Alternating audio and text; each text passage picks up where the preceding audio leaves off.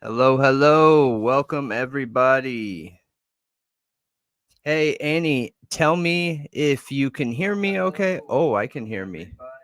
Okay, never mind. Um, so yeah, we are on a new OBS now. So hopefully it looks better. Hopefully it sounds better.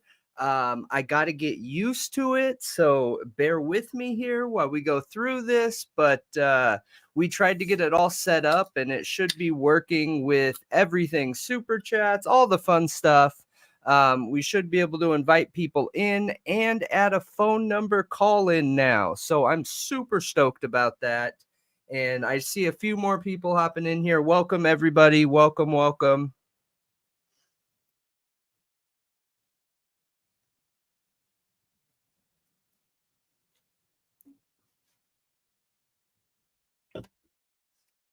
Let's see where Malia's at.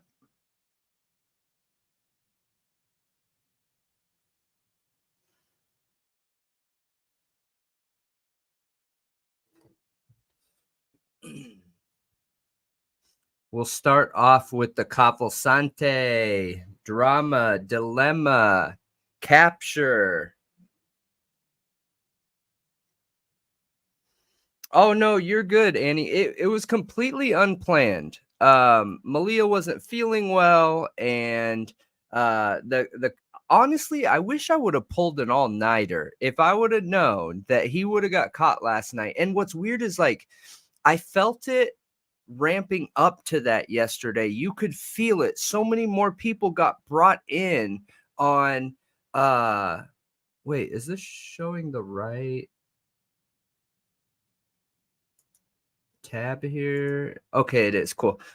So many more people got brought in the fold that I just knew. I just had a feeling that he was going to get caught yesterday, and sure enough, man, sure enough.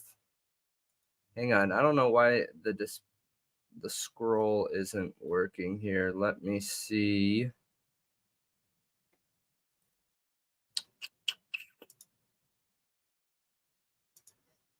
Bam, there we go, baby. Welcome, everybody. Welcome, welcome. Bear with me tonight. We are using a new OBS, and I got to get the hang of it. So it should be much better for us in the long run, I hope. And yeah, it should be a great thing. Should be a great thing. Hey, what's going on, Brian? Actually, I think I did.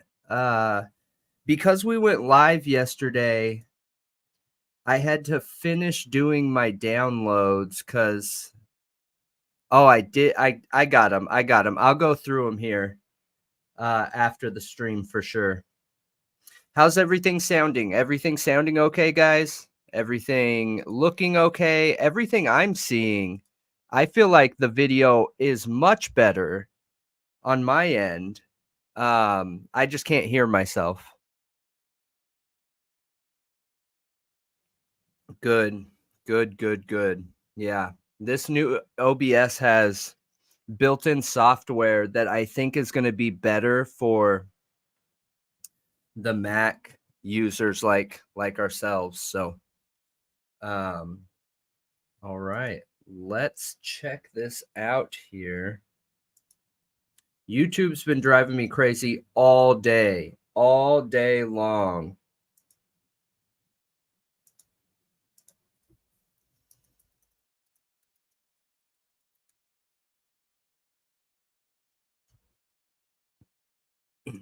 So, for those of you that don't know, as we're ramping up here, getting people in here, make sure you hit that like button on the way in, you guys. It helps out a lot for the show. Cavalcante was caught last night, or I'm sorry, this morning. He got picked up last night on the FLIR radar, and they tracked him for hours, like 7 hours straight. They had to maneuver with a storm that came in. The tactical teams that were there locally made a decision to stay out in the rain and last out the storm, which I don't know about you guys, but I thought that was pretty incredible. Like, that's hats off for law enforcement from me, because basically their decision was they could pull the drone off, pull the DEA plane off, drone plane off, and come back to him, come back to that heat signature. They didn't get visual confirmation yet. Or they could stay out there and try and circle him without him knowing. The military guys decided to stay out there through the storm and circle him. So hats off to those guys. It's funny, they did something really great yesterday, like right when my confidence in them started to waver. Yesterday was really the first time where I was like, oh man, I feel like this isn't right. There's something going on here. This isn't right. And then all of a sudden, bam, they come out and do some incredible stuff like that. He did try and get away from them too, and they released a police dog on him. And I believe the police dog bit him in the head.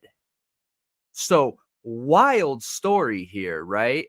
And as you can see here, like on some of these thumbs, they are seen taking pictures with him, like posing up with him, which, look, well deserved, right? I know some of the media was complaining, like, why would they do that? How could they do that? These guys have been out here for 2 weeks, man. And I 2 weeks. 2 weeks, you know what I mean? That's a long time. And a lot of these guys were working 20-hour shifts. And what, Brian, you didn't like the picture? I understand it. I understand both sides of the table there. Oh. But for the police statement that they made, I understand that why nobody cares that they did it too. You know what I mean? Oh, I wonder if I can edit the video to make it more warm. Yeah, we look like dark. Yeah. Let me see. There might be. Yeah, you're with a lot of people. You're with a lot of people. It bugged a lot of people, and I understand why it bothered a lot of people. I really do. And also, guys, when you're watching, if you notice that the audio is off from our mouths from the video, will you guys let me know, please? But I understand why some people would be worried about that. I completely get it. It's kind of a weird thing to do. He still has some rights. However, they were put through hell for him. And a picture post is not really the end of the world, I don't think, in my opinion. But it was interesting. It was interesting. Where did they pose with him? This is it right here. That thumb is the picture pose. And did you know that the dog bit him in the head? No. Yeah, the dog took him down, his head. Took down his head? Yeah. So when he realized they were on him, he took his rifle and tried to army crawl with his rifle under the brush so that his head was underneath the brush. And he was doing it. They lost sight of him, and they decided to just release the dogs, that they weren't playing no more. The dog went and charged him and took him over, man. Took him over, grabbed a hold of him and held him down until law enforcement could get there and grab him. So, yeah. Dang, that sucks. Yeah, absolutely. Look at that picture. Look how dirty he is right there, man. I wasn't expecting his hair to be like that.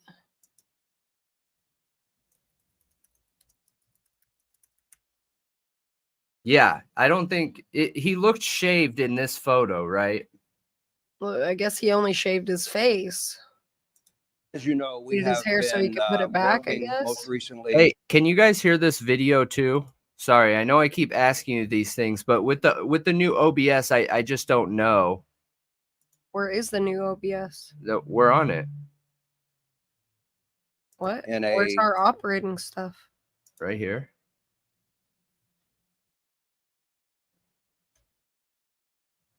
So it doesn't have sound things? Like so that we can see? Sound thing? No, it doesn't. It's all automatic. So, but based off what Brian and Annie were saying, it looks good, it sounds good. So I think that they have software built into this OBS, and yeah, that was strange. That was strange, but they might have cut off his shirt to check him medically. I think that they could have cut off his shirt to check him medically, because I thought that was strange at first too.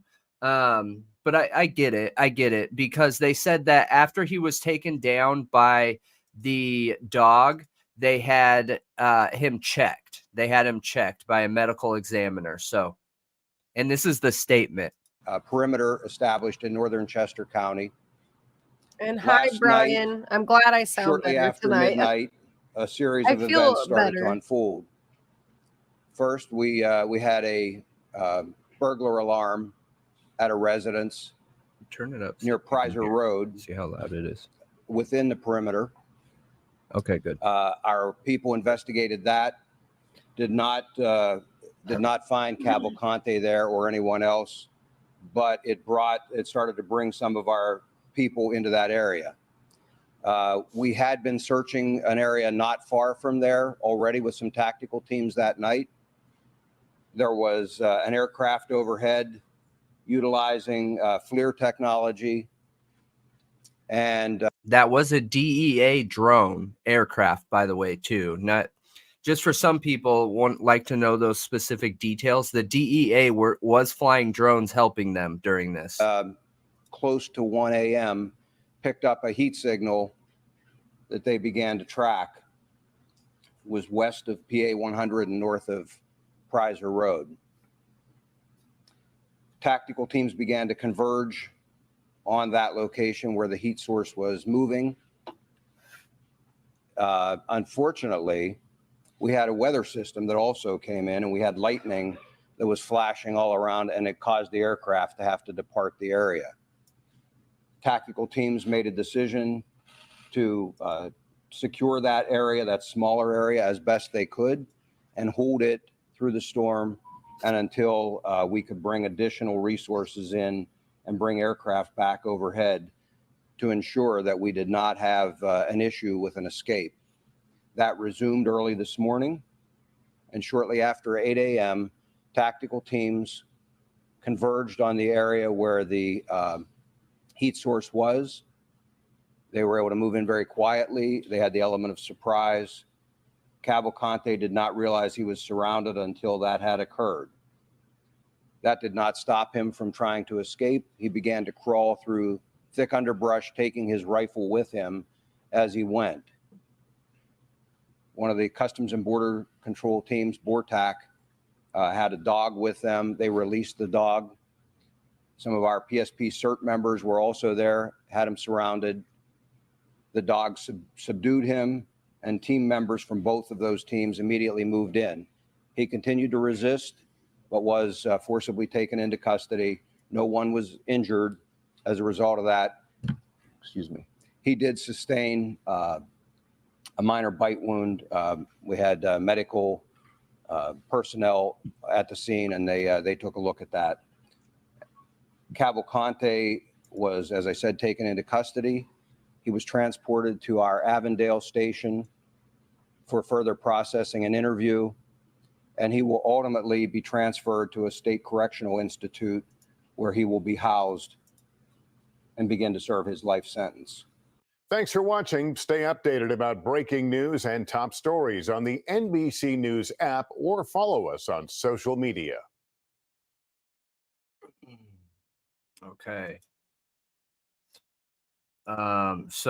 Yeah, just before we move off of this, I just want to say that I think the police did a really good job last night. And before you got up here, I was just letting everyone know that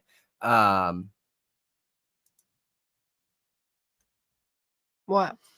yeah, and that's okay. That's okay. But I assume it'll get bigger once we get on the Idaho 4 topics, honestly, because that's what's big in the news right now. Since Cavalcante got caught, he's kind of old news that quick. You know what I mean?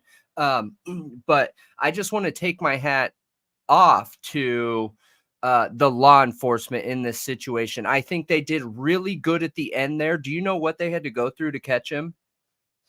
Did What? you hear about I that? mean, I heard them talking about the heat sensor. So they picked him up right after midnight around 1 a.m. and they were tracking him on a DEA drone with Fluor technology. Oh, yes, you guys can see my mouse now. That is great because I couldn't figure that out. They were tracking him on I got a hat. Look, bro, what are you talking about? I always got my hat. So they were tracking him on a DEA drone and weather came in. Ian, how do you like the new setup? Everyone says that it sounds better and that the audio's better and everything. So far, everything's looking good. It just, the background took a while to build and everything. So if you notice any audio flaws, issues, anything like that, let us know because I don't have as much control on this OBS as I did previously. So they were, I know the hat, but they were tracking him, but weather was coming in. So they had to make a decision and they let the field agents make the decision where they could either pull off and they were going to pull off of him and let him go again because the drone couldn't fly in that weather, or the law enforcement on the ground decided to stay out in the storm. So they created a circle around him essentially and sat there waiting for the storm to pass. And those guys just sat in the rain waiting for the storm to pass to make sure he didn't move for hours. Once the storm passed, they got back up in the air and they started tracking him again, where they tracked him to a shed area. Now, he wasn't in the shed, or if he was in the shed, he was only temporarily in the shed. And then when people got up close on him, he started crawling, military crawl, with his rifle in his hand, on his hands and knees, where his head was lower than the brush. So police lost sight of him. And once they lost sight of him, they didn't want to let him go. So they let the police dogs go. This took 8 hours, by the way, like 7.5 hours, all of this. They let the police dogs go. The police dog charged him and bit him in the head, held him down, his head down, and then law enforcement grabbed him. So I know I put a post out earlier. I just want to say, like, dude, I'm eating crow or whatever you call it, because I did not think they were going to take him alive. I did not think they were going to take him alive. This is such a strange situation where they were able to get him alive. He's lucky. It's super wild. Brian, I'm looking at your emails right now. Thank you for sending that. He sent something from, I think, Cavalcante. It says childhood stuff. Yeah. But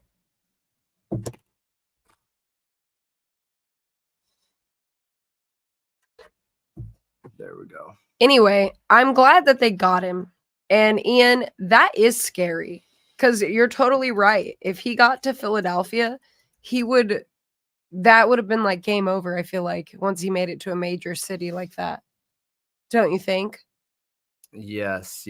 What channel is the courtroom video on, the full video? Usually East Idaho News or Court TV.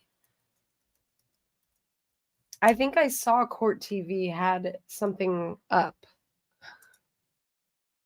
Okay, no, they don't have it this time. Probably, I mean, the whole camera thing, like, Yeah, I is get going that, but on. that's what we need to talk about. That's what's hot in the news right now. I know.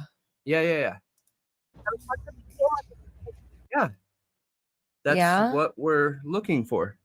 I understand that, but with all the issues with cameras in the court, it might not be as many different platforms showing Oh, the no. hearing. That won't affect that.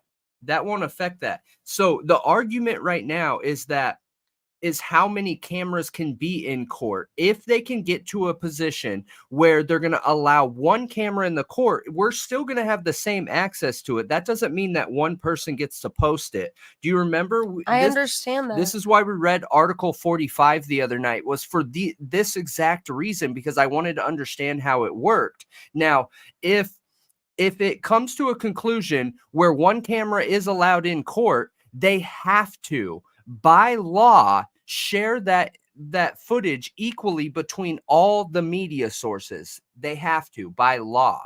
Yeah, I understand that. I thought he was a dead guy for sure too, Annie. I'm sorry you're having internet issues. That really sucks. So I agree, Brian, that I don't feel like we should be having this conversation, and I think that they are our courtrooms and we should be able to see them. Oh, what, the cameras? Yeah. For sure, 100%. I think that it is a big step on our. It's a huge foot on our throats when it comes to justice, all the secrecy around the courtroom cameras. And what really sucks, and this is something that we highlighted the other night, okay, and it's one of the big things I pointed out, is how much power judges have to make a decision whether to have cameras in the courtroom or not. When our justice system was created, it was created with the intention of it being transparent, right? Because we used to have the town square judgment, and that wasn't reliable. That caused the witch trials to happen. That caused a whole bunch of really negative stuff to happen. However, part of that was the fact that it was transparent, and I think that's what our country was founded on, that idea of transparency and being judged by your peers and everything like that. And that's why it's so important that we have cameras in the courtroom, in my opinion. But that's not how it's been for the last 20 years, as long as we've had cameras. So like, where is that medium?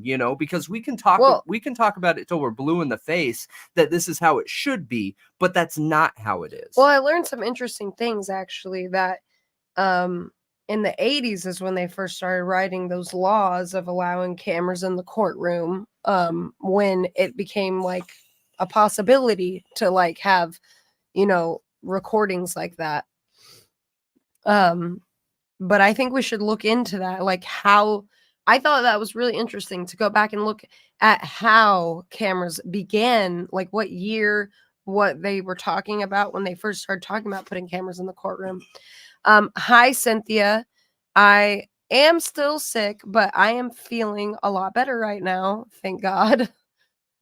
Brian, what do you mean about check out the moms? Are you talking about the Idaho 4 moms that were drug addicts? Because we did the drug theory video and that talked about the moms in it. Yeah. Yeah. Cameras or not, I agree. I think the only time that cameras should not be allowed is if it's like something with a minor, something with a child. Yes, there has been a case where they're not allowed. Lori Daybell is like the most popular recent one where media did not follow the rules, and that was in Idaho.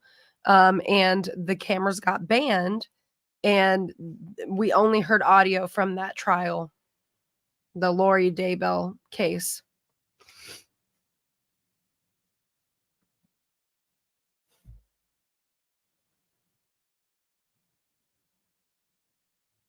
So, okay. Yeah, I'll read that while we start this court hearing, Brian. I have that email pulled up right now.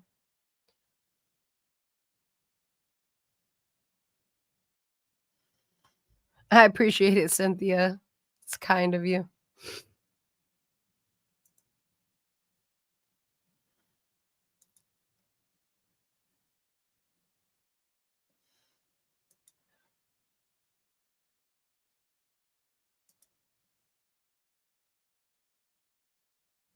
Cool, huh? Mm-hmm. So now we can put that up. So that was me, you guys. I'm just testing it out here, trying to get everything working because this is the first time using StreamYard for us. So Oh, so we can highlight certain comments yeah, now? watch. Bam, up on screen. So phenomenal, great. This is what we were looking for, and the only thing we're missing now is call-in numbers to talk through people that want to debate, want to talk, want to whatever. Can you move this over there though, so it's not blocking us when? I don't know. I haven't seen it pull up on here yet. There we go. Okay, great. I don't know. I will play with it and I will try and figure it out. And see. Yeah, he does love the new tech, but he also wants to make the stream good for everybody watching. I was just asking him to maybe scoot over when we highlight a comment, scoot it over to the right so it's not blocking our faces.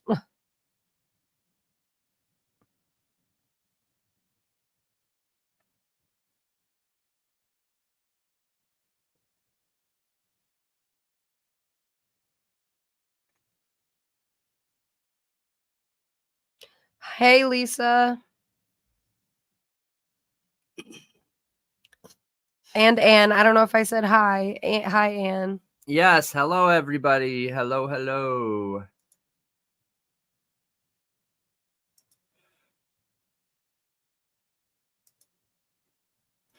All right, cool. I feel like I figured that all out. So for everyone just hopping on here, we got the memberships turned on. We got super stickers turned on. We got all supers, everything turned on. So we are transition ramped up and ready to go.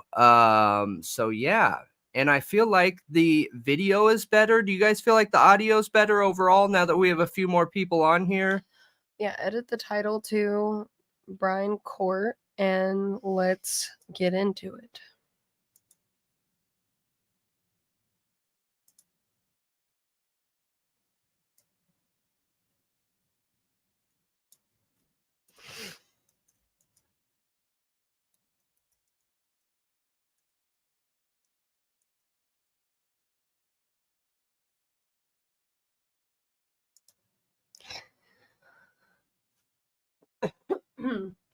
Yes, Cynthia, I do think there has to be standards for cameras, and last night we did go over those standards, but it sounds like it's pretty much at the judge's discretion. So while there are standards and the judge typically seems to try to follow those, it seemed like and allow cameras. It seems like in Idaho they are very, very quick to get rid of them. Yeah. And so when I think about this, okay, I try and think of it analytically and figure out like what are the cons, okay? What are the cons of having cameras in the courtroom? Hey James, welcome. He said his name is Russ. Oh yeah. Sorry. Thank you so much, Russ. I only have one good eye, so we appreciate that. Yeah, we do appreciate that, and welcome. So let's figure out what the cons are. What are the cons to having cameras in the courtroom, right? So we already know that the prosecution got to paint a pretty solid picture of the defendant in this situation. So they already have that up on everybody. Now, what other cons are there? So the jury that's going to be coming in is already going to know what's going on in this situation. They're already people from that area. They know everything that's going on in that area. So what else can we think of that's causing a reason for it not to be there other than the obvious tin hat conspiracy ideas Of not allowing cameras in the of courtroom? not allowing cameras in the courtroom? Well, I think they're going to go at it from the perspective of, for one, the witnesses' privacy, but also Which we saw a ruling on that in Rule 45. getting a fair trial for Brian, which is what I think the defense is. So I think the state is coming at it, which we've seen from the legal documents. They don't want the cameras because they don't want the witnesses on blast. Yeah. The defense doesn't want the cameras because they don't like the media scrutiny and ridiculousness of how Mhm. they're covering Brian, and character assassinating him and making a mockery of him and all of these things. So, I mean, I think those are the very real reasons, and I think that is why they don't want them.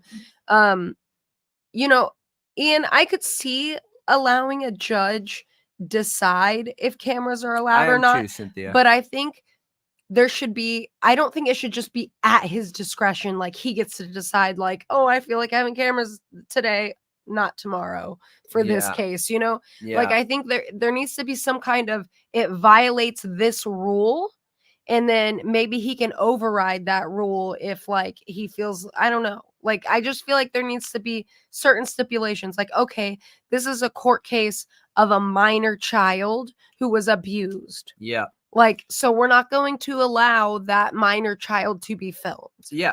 Like, I feel like there just needs to be certain rules put And in place, and the judge should not just be able to be like, hey, I just don't feel like having cameras in this case. It's really, controversial and getting a lot of media attention, so I don't want cameras. Like, I don't think that, I don't like that. I And agree. I agree with Brian that this is America. It's not China or Russia where everything happens behind closed doors in a secret. Yeah. And I think it's important for justice to be served out in the open for the public to see. And one thing that's important to remember too, you guys, is there's this saying in law enforcement that there is no perfect case.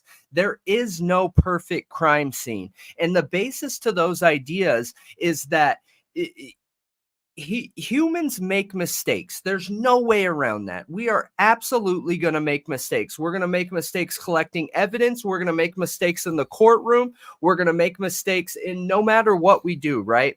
So when I'm looking at Judge, I do feel like that Judge is trying to be fair, is trying to be unbiased in this situation. However, I also simultaneously agree that the judge should not have the power to decide whether there are cameras in the courtroom or not. We read the entire Rule 45 for this reason.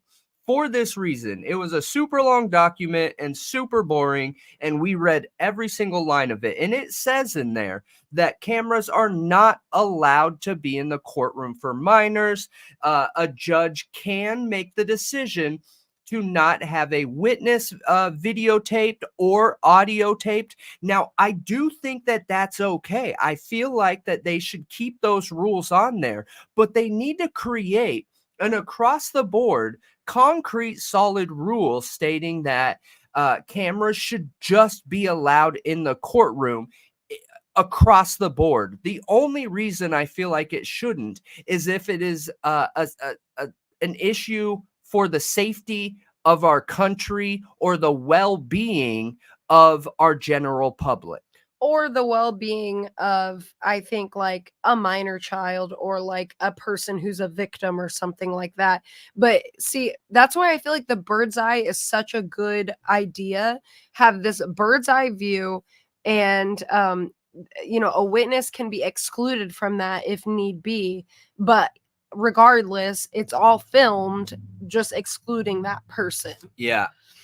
I think it should be nationwide, because that idea is the basis that our justice system was founded on.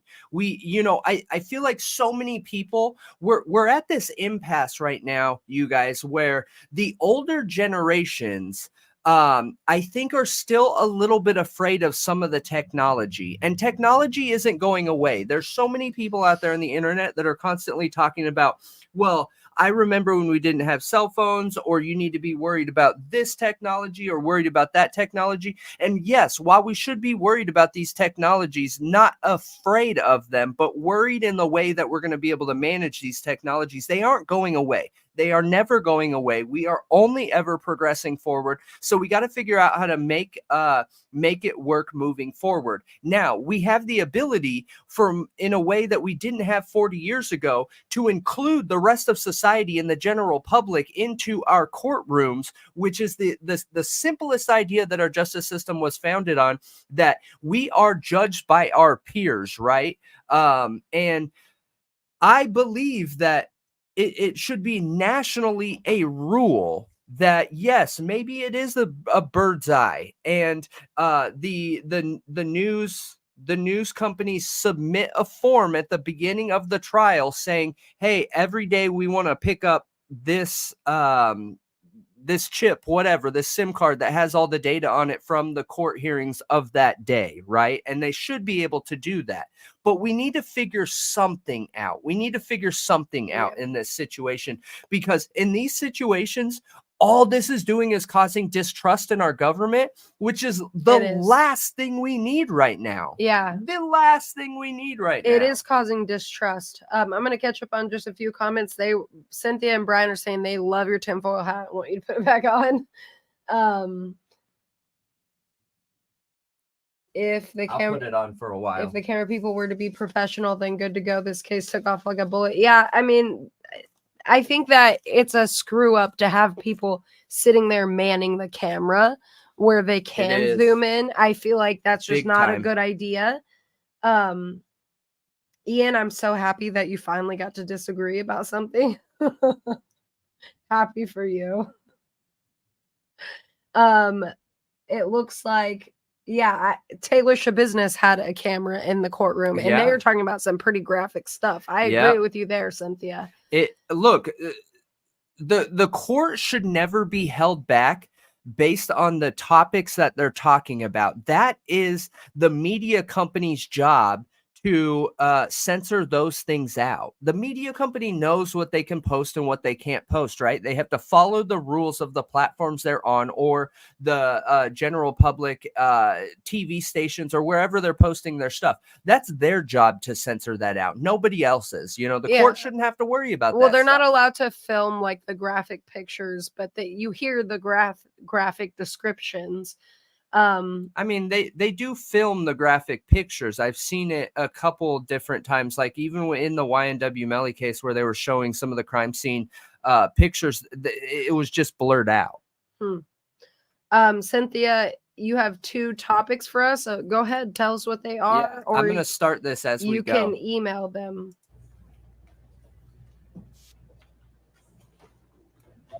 Beat this bad boy up.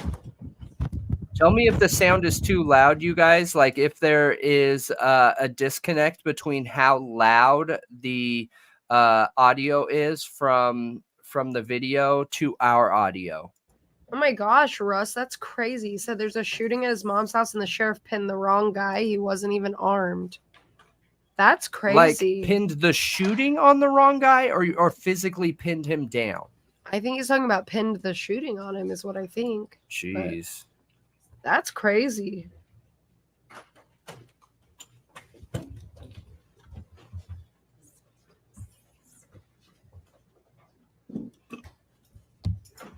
All right.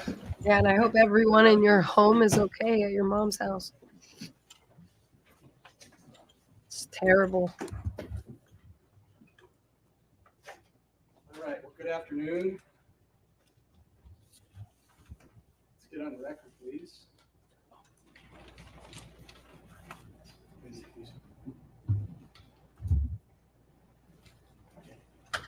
Thank you. We are now on the record. So, Only on your computer. I'm moving around. No, it disappeared.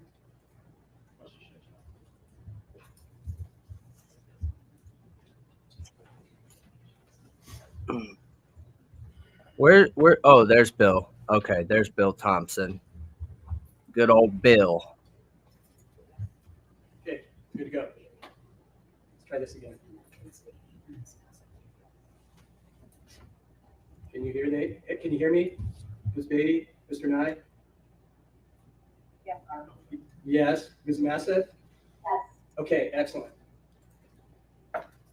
Okay, we are now on the record. This is State of Idaho versus Brian Koberger, CR 2922-2805. Mr. Koberger is in the court with counsel, Mr. Logsdon and Ms. Taylor. Ms. Massett is participating or observing from Zoom or through Zoom.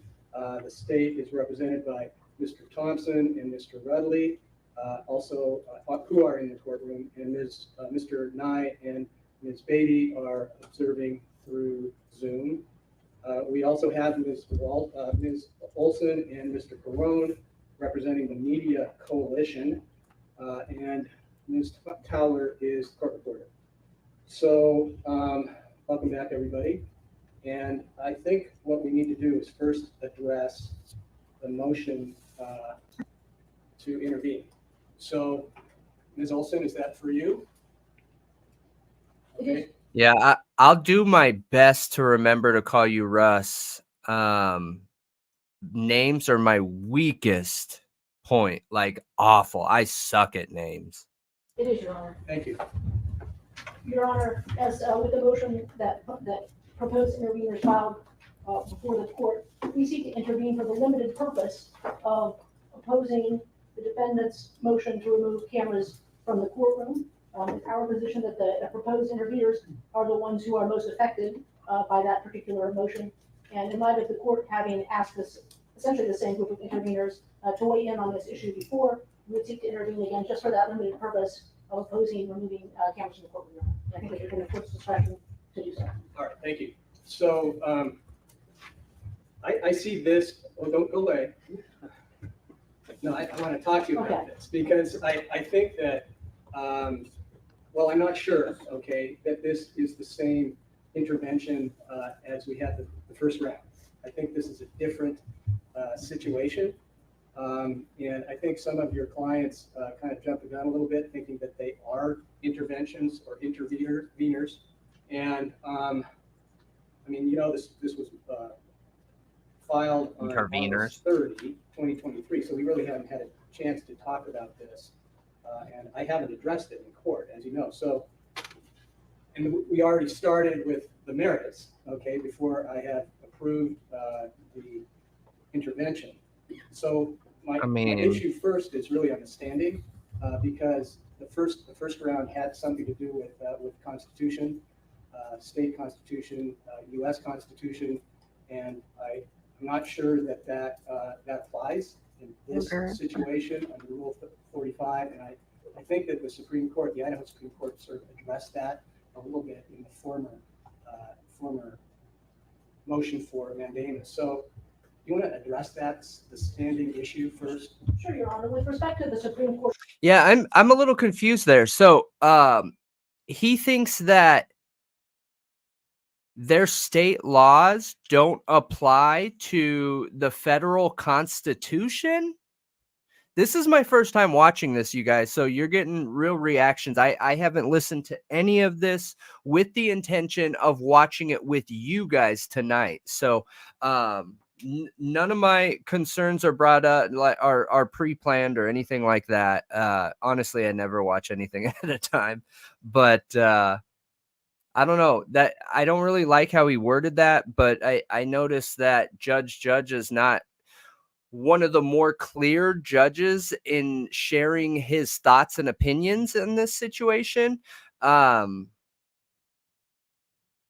guess we'll see what she has to say and what his response is, but their state laws absolutely have to do with the Constitution. Are you kidding me? Court's decision when we filed the petition in front of it back in January. I think they said that the media has the right and should be able to intervene when there are issues related to First Amendment issues and access issues. And Your Honor, I would submit that, and we understand that ICAR 45 is absolutely the governing piece of law on this. But when we talk about press access to the proceedings, cameras in the courtroom, I would submit, Your Honor, are part of that press access to the proceedings, because it's the cameras in the courtroom, it's the ability to have full coverage, it's the ability to have still photographers that provide access to a much greater number of people than even having just the reporters who are going to write things down and post stories after the fact. It allows sort of that broader access that allows people to see sort of firsthand what is happening, and we think that's an important First Amendment right, Your Honor. That's a First Amendment right to have cameras in the courtroom? No, Your Honor. Press access is absolutely, yes. and public access, I think, is absolutely a First Amendment right. So the press and the public have full access to this courtroom? I agree, Your Honor. Having cameras in the courtroom, having still photographers, having live coverage allows that public access to be much greater than it is through just having people having to travel to Moscow, having to come into this particular courtroom, Your Honor. So I think I understand already where his concern is and what's going on with Judge's point of view.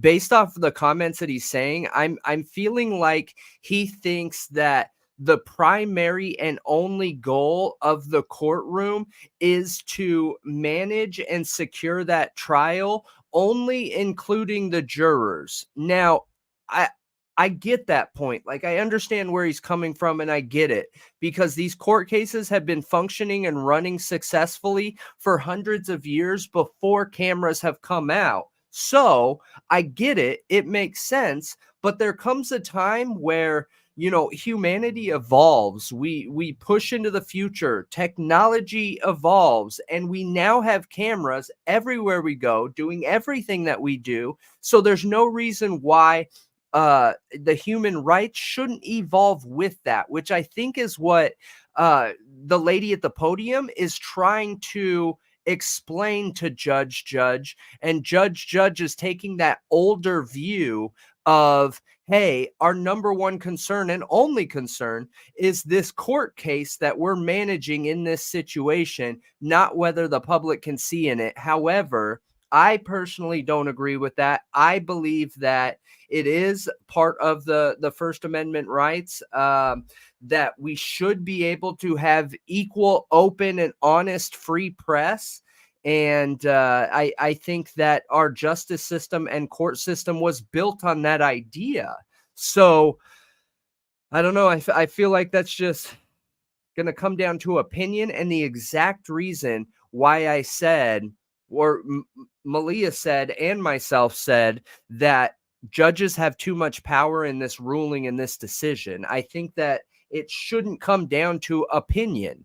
It should be written in the laws, the federal laws across the board, that cameras are in courtrooms, except when including minors, or, special circumstances. Hey, Rumsey, welcome. Glad you're here.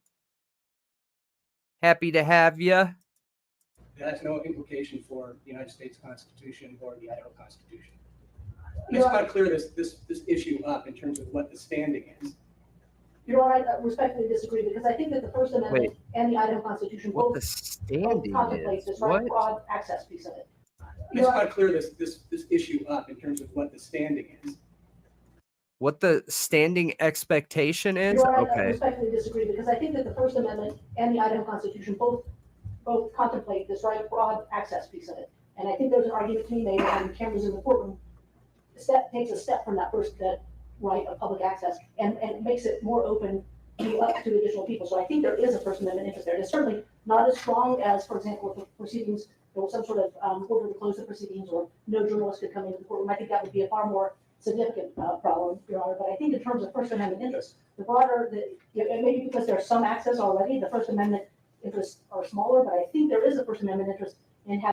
Yeah, I personally think that the special circumstances in a situation, let's just pretend that federally we rolled it out to where cameras are in every courtroom. I don't believe that a minor situation should ever be recorded, ever, period. Whether you have a minor come in to make a statement, whether it's a case involving a minor, they should have the ability to flip cameras off in those situations and leave that out completely. Other than that, I agree with you that it should be very, very rare. It should be situational based on the safety of our country, basically. Having broad access to the court proceedings. I think it's also in the interest of the court, Your Honor, to make that access as broad as possible, because we're unfortunately in a day and age where for some people, if you can't see it, you don't believe it, or if you can't see it, it didn't happen. And there's an increasing need for people to see for themselves precisely what's going on inside the courtrooms of this country. Are there cases that support that? That support cameras in the courtroom? No. And that's basically constitutional law. Well, Your Honor, I would say that the line of cases that we both cited, Estes and Chandler versus. There are cases. I've liked Judge this whole time. I feel like he's tried to be the voice of reason between the prosecution and the defense this whole time. I've backed a lot of his decisions. I've backed the way that he has communicated between the two of them. I've really appreciated all of that. However, I feel like he's kind of attacking her in this situation because she isn't an attorney. She's representing the media. Am I correct in that? She's the media representative and not an attorney? Or am I wrong? Versus Florida says that there's no prohibition on having cameras not in the courtroom. There is not a case that says flat out. Yeah, I think it's whatever they're tried as, Cynthia. If we have a case where you have a 16-year-old that, like, what was that guy's name? Mason Sisk. Okay. Mason Sisk was 14 when he murdered his 5 family members. So what the court did was they loopholed the situation and chose not to roll out his ruling until he hit 18. So let's just say that they would have tried him at 14 as an adult. Okay. If there's enough evidence for the court to try an individual, a child, as an adult, then I do believe that they should record those cases too. Because it's very rare that we try a child under 18 as an adult. It is very, very rare. But in special circumstances, we do. And those special circumstances are some of the most heinous crimes that we've ever seen. So in those same situations, more than likely, those kids that are 16, 17 being tried as an adult are going to prison for the rest of their life. Like with the Mason Sisk case, I think it's very possible they could have tried him as an adult, but due to, what is it, Kentucky? I think Kentucky law is where he was. I could be wrong on that, but I think it was Kentucky. Due to Kentucky law, they had a bylaw in there that they weren't allowed to try anyone under 17 as an adult. So what they did is they tried him as a minor, but didn't sentence him until 18. Under the First Amendment, there is a right to have cameras in the courtroom. Okay. Well, I understand that. Let me. Yeah, trying children as an adult, I think, can be weird too, but I also see the benefit in it too, right? Because let's say you have a 16-year-old that did something. Now, just to clarify, I think we've used trying kids as an adult too loose in some cases and not enough in others. So I don't think we've been real good about finding that happy medium. But I think in most cases, they're some of the most heinous crimes that we've seen. So what they're looking at is, where is the bulk of that sentence going to take place? Is the bulk of it going to take place in their adult life, or is the bulk of it going to take place in their child life? If they're sentenced to a child sentencing where they're going to get 8 years, and half of those years involve a therapist and some kind of some different processes and procedures, then I do feel like that if they're 16 years old and only going to have 2 years as a minor for that sentencing and the other 6 years as an adult, I think it makes sense where you could try them as an adult. But Yeah, I do feel like it's one of those laws where they need to make a concrete ruling on it, right? Like, all children should be tried as children except when they're 16 or older in a situation where it's murder one, something like that. Because I was looking back at this decision that the Idaho Supreme Court made, and it does say that petitioners. Yeah, Annie, thank you. She is with the media. So where I was going with that earlier is Judge approached her like she's an attorney and said, hey, can you give me evidence of other cases where they've talked about the media referencing the Constitution? That's kind of, I don't know, that's kind of shady in this situation, because you're not talking to an attorney. You're talking to a media representative who is focused on their goals as a media representative. So I just don't see her bringing cases to the table to back her point. So I think he was trying to get one up on her in that situation. I don't know. It just didn't feel like a fair conversation. You in that case, or your clients, I should say, are correct that Idaho's rules of criminal procedure do not provide a specific mechanism for third parties to intervene in a criminal case. Likewise, the federal rules of criminal procedure do not provide for a motion to intervene in a criminal case brought by the United States. Of course, we know that well. It says, however, both state and federal courts often permit the media to intervene in criminal cases on a limited basis, or at least file a motion as interested parties in the defense of public access and free speech, including in Idaho. So I think, we're on the same page on that. I need to hear that one more time. I'm sorry, guys. It says, however, both state and federal courts often permit the media to intervene in criminal cases on a limited basis, or at least file a motion as interested parties in the defense of public access and free speech, including in Idaho. So I think, we're on the same page on that, and I understand that. Dude, Huh. I don't know about you guys, but I feel like What did he say? that's a little shady, because he was just arguing. Am I crazy here? Hey, we got 22 people in here. Hit that like button on the way in. We are trying to grow, and we appreciate any engagement that you guys have for us. And we love that you're all here hanging out with us. But hit that like button, please. So he just argued the fact that it didn't have anything to do with constitutional rights. And then he's reading this statement about the Idaho law and how it pertains to freedom of speech. What? Yeah. And then he says, I think we're on the same page with that, right? What do you mean? That is constitutional rights.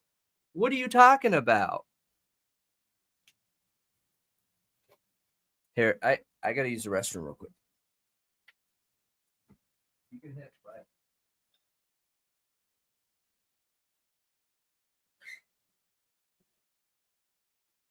Sorry, guys. I'm blowing my nose. I figured you wouldn't want to see me blowing my nose.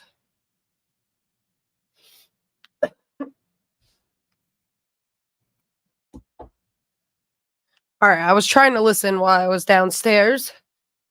And while trying to listen, my headphone fell out while I was walking by the toilet, and it went ploop.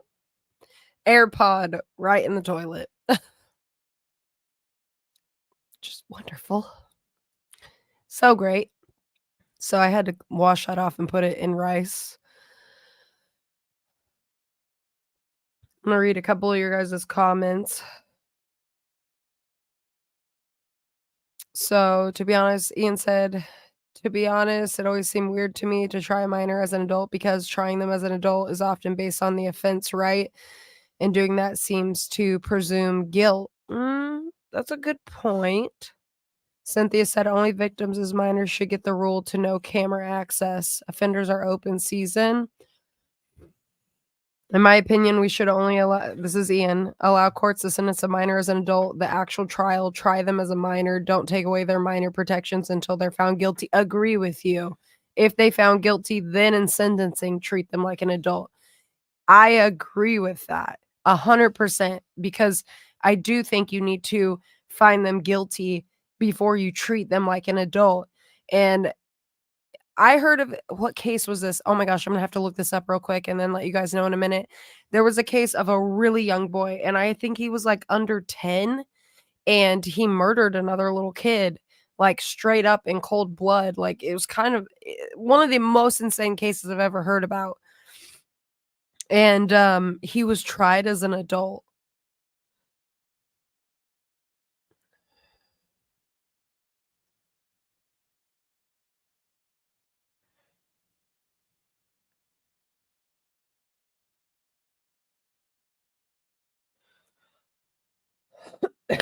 Yeah, they might be talking about the Idaho state constitutional rights. That's a good point, what Ian's saying right here. Yeah. Yeah, I understand that he's talking about that, but he made an argument that that freedom of speech didn't have anything to do with the constitutional rights, because clearly she was talking about federally, right? And she made the argument that the federal, our constitutional rights federally align with Idaho's rights. And he tried arguing that they didn't in the beginning, and then he's now backstepping, saying he did. Now, I just want to be clear, like I've said the whole time, I back Judge and everything that he's done up until now, but that doesn't mean that I'm not going to call something when I see that it's a little bit hinky. You know what I mean? And thank you, Cynthia. Thank you for that. But I agree with you. So I was listening while I was downstairs, just make sure I could stay up on it because I haven't seen this yet. I do feel like he's attacking her, or he's I like agree. very much on the defense. Yep, I agree. Now, have they already had the private meeting, and there's some kind of other The ex parte. information? Yeah, the ex parte, because if they have had the ex parte, is there more information here that we're not privy to?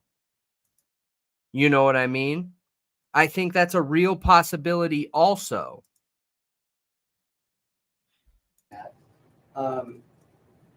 This idea of intervention specifically versus as an interested party, because I know in the T.R.L case, the media was characterized as interested parties. Yeah, I also agree with you, Cynthia. I think that a lot of children that commit crimes, it comes down to a nature versus nurture situation. And I think it would be beneficial to have every prepubescent child be checked by a psychologist, a therapist, every time. I'm just not sure that we get all the way to intervention, because historically anyway, my understanding of the rules is intervention means you are really a party in a case. And that gives you significantly more access. I'm thinking about this more as an amicus brief or presentation, because I'm willing to hear it. I'm willing to read the briefs. I think that's important, but I'm not necessarily comfortable going to call it all, or the media coalition, to be interventions. So do you see a difference there? Your Honor, I understand the difference, the distinction that the court is making. That's why our motion to intervene has always been for a limited purpose. And full candor, this was a difficult one to sort of try to solve procedurally. It's been my experience in Idaho state courts that rules and cases are read very literally, and we couldn't find a rule, so that's why we went to the Supreme Court to begin with, because there wasn't a rule that allowed us to do that. And I think for purposes of the proposed interveners, the media coalition in this case, that being allowed to present its argument to this court, whether it's as interveners for a very limited purpose, and that's without a rule, that's typically, I think, how you would get in into a case. I was trying to liken this to like, motion to quash a third-party subpoena, but there's a rule that allows you to come in and challenge that. So when there was no rule, we were trying to identify, well, what is the procedural mechanism? And intervention is typically, certainly there's a civil analog, and there's a way to, that's just the analog that we requested from the court before. We think it's consistent with what the Supreme Court said in the case that it decided in April. But if the court does not want to give us intervention status, I remember we had that discussion a little bit last time, and we asked you to sign the order, so in part that would be precedent for us to do this, and you did. Yeah, But everybody agreed, so I signed it. But now I've thought more deeply about it. Yeah, and I think, Your Honor, if the court would rather the media coalition appear as interested parties, I mean, that would also serve the media coalition, and we'd be happy to present argument just as interested parties, so that there is some entity speaking for continued access in the courtroom. Okay, I could even label you as media coalition. That would be fine with us, I think, Your Honor. Okay, great. And there is some language, and I don't need to read it now, on page 14 and page 15, that kind of caution going too far with intervention, or what we call it. And I'm trying to clarify this a little bit. I think the Supreme Court is trying to clarify it a bit in criminal cases. And my reading of this is they really don't want the media to just be coming into the middle of criminal cases to, I guess, exercise their concerns. And I don't think the media wants to either, Your Honor. I think both with the initial motion to intervene and the issue that was raised last time about the non-dissemination order, and both this issue with respect to cameras in the courtroom, those are both about sort of fundamental access to the sources of information that this trial, this proceeding are really all about. And so that's, I think, the media doesn't want to have to, they don't have to pay me, Mr. Crump, every time they want to make an argument in court, and we don't think that would be appropriate either. It's just those issues that really fundamentally affect what sources of information they can access in the process of reporting on this work, Your Honor. Okay, great. Thank you, Ms. Olson. Thank you, Your Honor. I'll give you first. Mr. Dudley? No. Well, Your Honor, the state Here. has no objection to either classification of the media for the limited purpose of helping the court decide this issue. Thank you, Mr. Redley. Okay, Mr. Watson? We're not going to object, obviously, to hearing from the media, and I certainly understand the court's concern. That's interesting, but and yet, so long as I guess I'm not filing things willy-nilly and making discovery requests, we're not terribly concerned about how they're. Great, thank you. I think I'm just being a little nerdy about, or, the rules and, even the history in Idaho, and also relying on some of the language in the petition for writ of mandamus that the Supreme Court issued on, I guess it was April 24, 2023. Yeah, anyone who takes advantage of children, I think we've been too light in a lot of different situations in the past that we need to correct some of that as well. So I really think it's more appropriate, and I looked into this to some level, and to sort of an amicus brief, but not considered as a party, as an intervention, but sort of a presentation or brief addressing particular. Hey, Amanda. How are you? Hey, Amanda. Important. No question about that. So that's how I'm going to view this. And I'm going to deny the motion to be for intervention.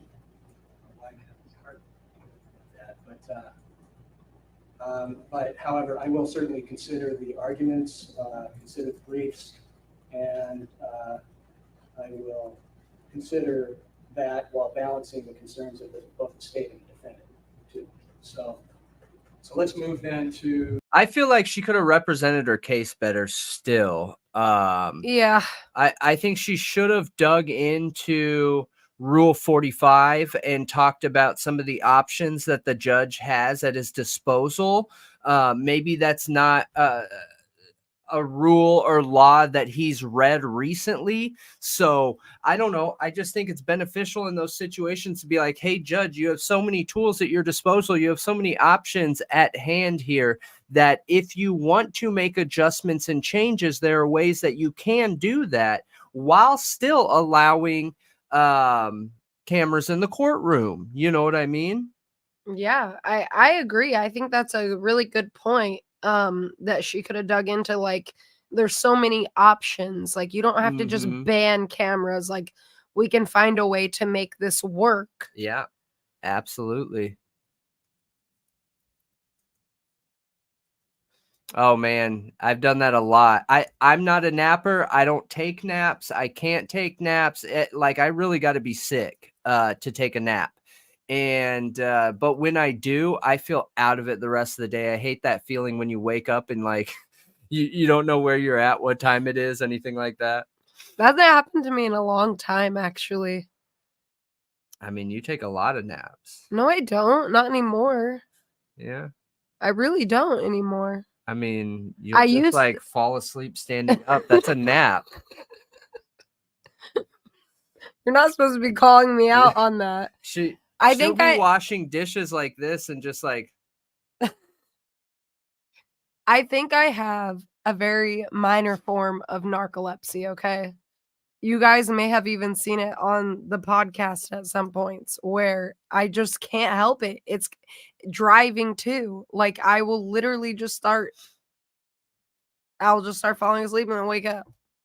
The I can't help it. Cameras in the courtroom, and we'll I start have to be with like, Mr. Koberger's I don't know, like my team. brain has to be very I believe, engaged for me to that's not also fall gonna be asleep. You, Mr. Longston. Or I don't intend to I take a know. long Just time leave to his read leave this. Cober's However, crotch alone. I agree, maybe Lisa. maybe I agree with you too, Lisa, but I'm really surprised that both parties don't want videos in the courtroom. I am really, really, really, really surprised. It makes me feel like there's other things going on behind the scenes here that could benefit Brian or maybe harm Brian. I don't know, because Brian's not important in this situation. What's important is getting justice for the 4 kids who got harmed. Brian is just happens to be the person in that seat. Now, what we're here to grade is if the evidence against him is fair. And with the whole character assassination that went on right from the beginning with the media, I'm just really surprised that both the defense and the prosecution don't want cameras in the courtroom. There has to be more information here. we somewhat argued it a few months back. I think our position is that the court, I think, understands our concerns about turning this into a spectacle the way that. Yeah, she's totally fell asleep standing up. Are you saying you know why you have?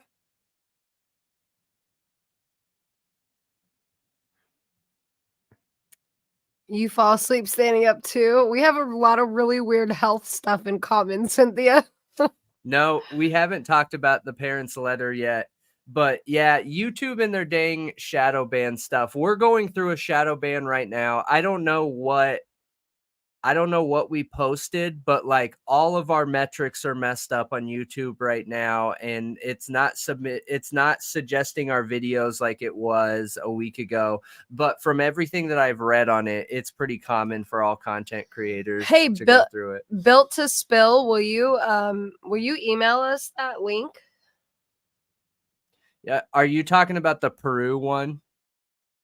That may prejudice the public. Yes, narcolepsy does do that, and there's actually a lot of forms of narcolepsy.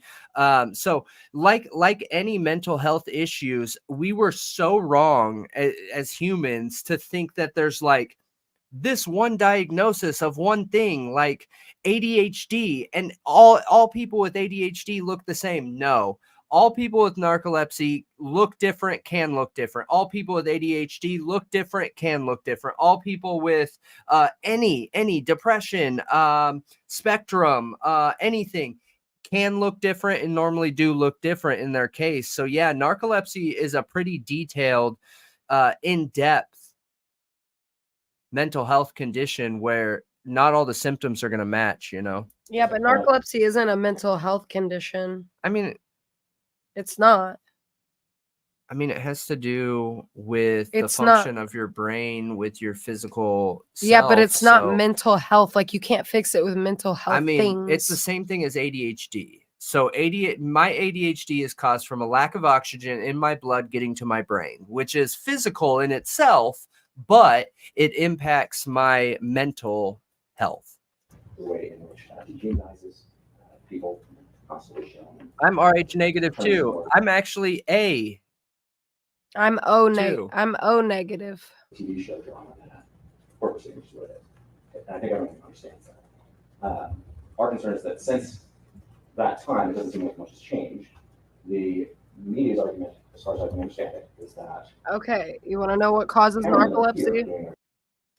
So, many cases of narcolepsy are thought to be caused by a lack of the brain chemical called Me too, Cynthia. hypocretin, which regulates sleep. The deficiency is thought to be a result of the immune system mistakenly attacking parts of the brain that produce hypocretin. Yep.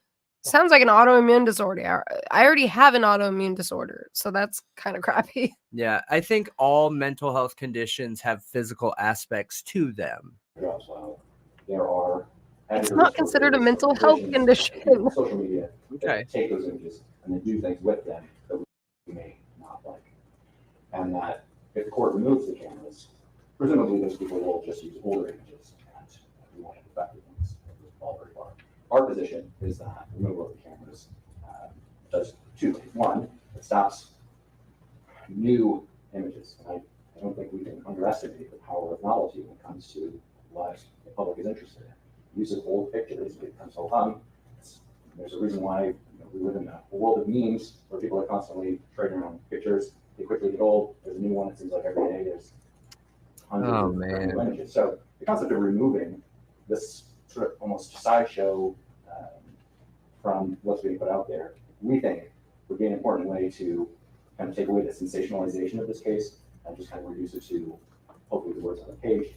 And if they're using old photos, etc., you can't stop them. But we just don't see that as being an issue by the constant stream of new images that are being manipulated, etc., to make viral content, what have you.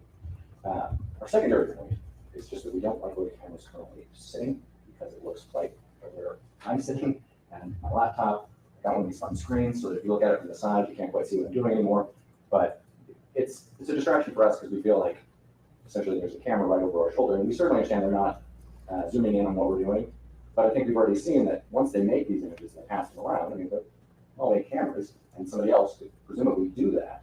And so that causes us quite a concern as well. So if the court decides that the cameras presumably do that, and so that causes us quite a concern. I missed it again. It's a distraction for us because we feel like essentially there's a camera right over our shoulder, and we certainly understand they're not zooming in on what we're doing.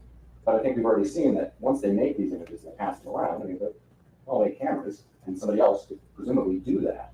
What? Okay, so that's so ridiculous. So on social media, a few times people have zoomed in on the documents on the tables. Hey, Lindsay. Have you guys ever seen a courtroom put the camera right behind the desk where you can see what's on their tables? Because it's in a horrible spot. I don't know why they put it there. If they just moved the camera, then you wouldn't have to worry about that.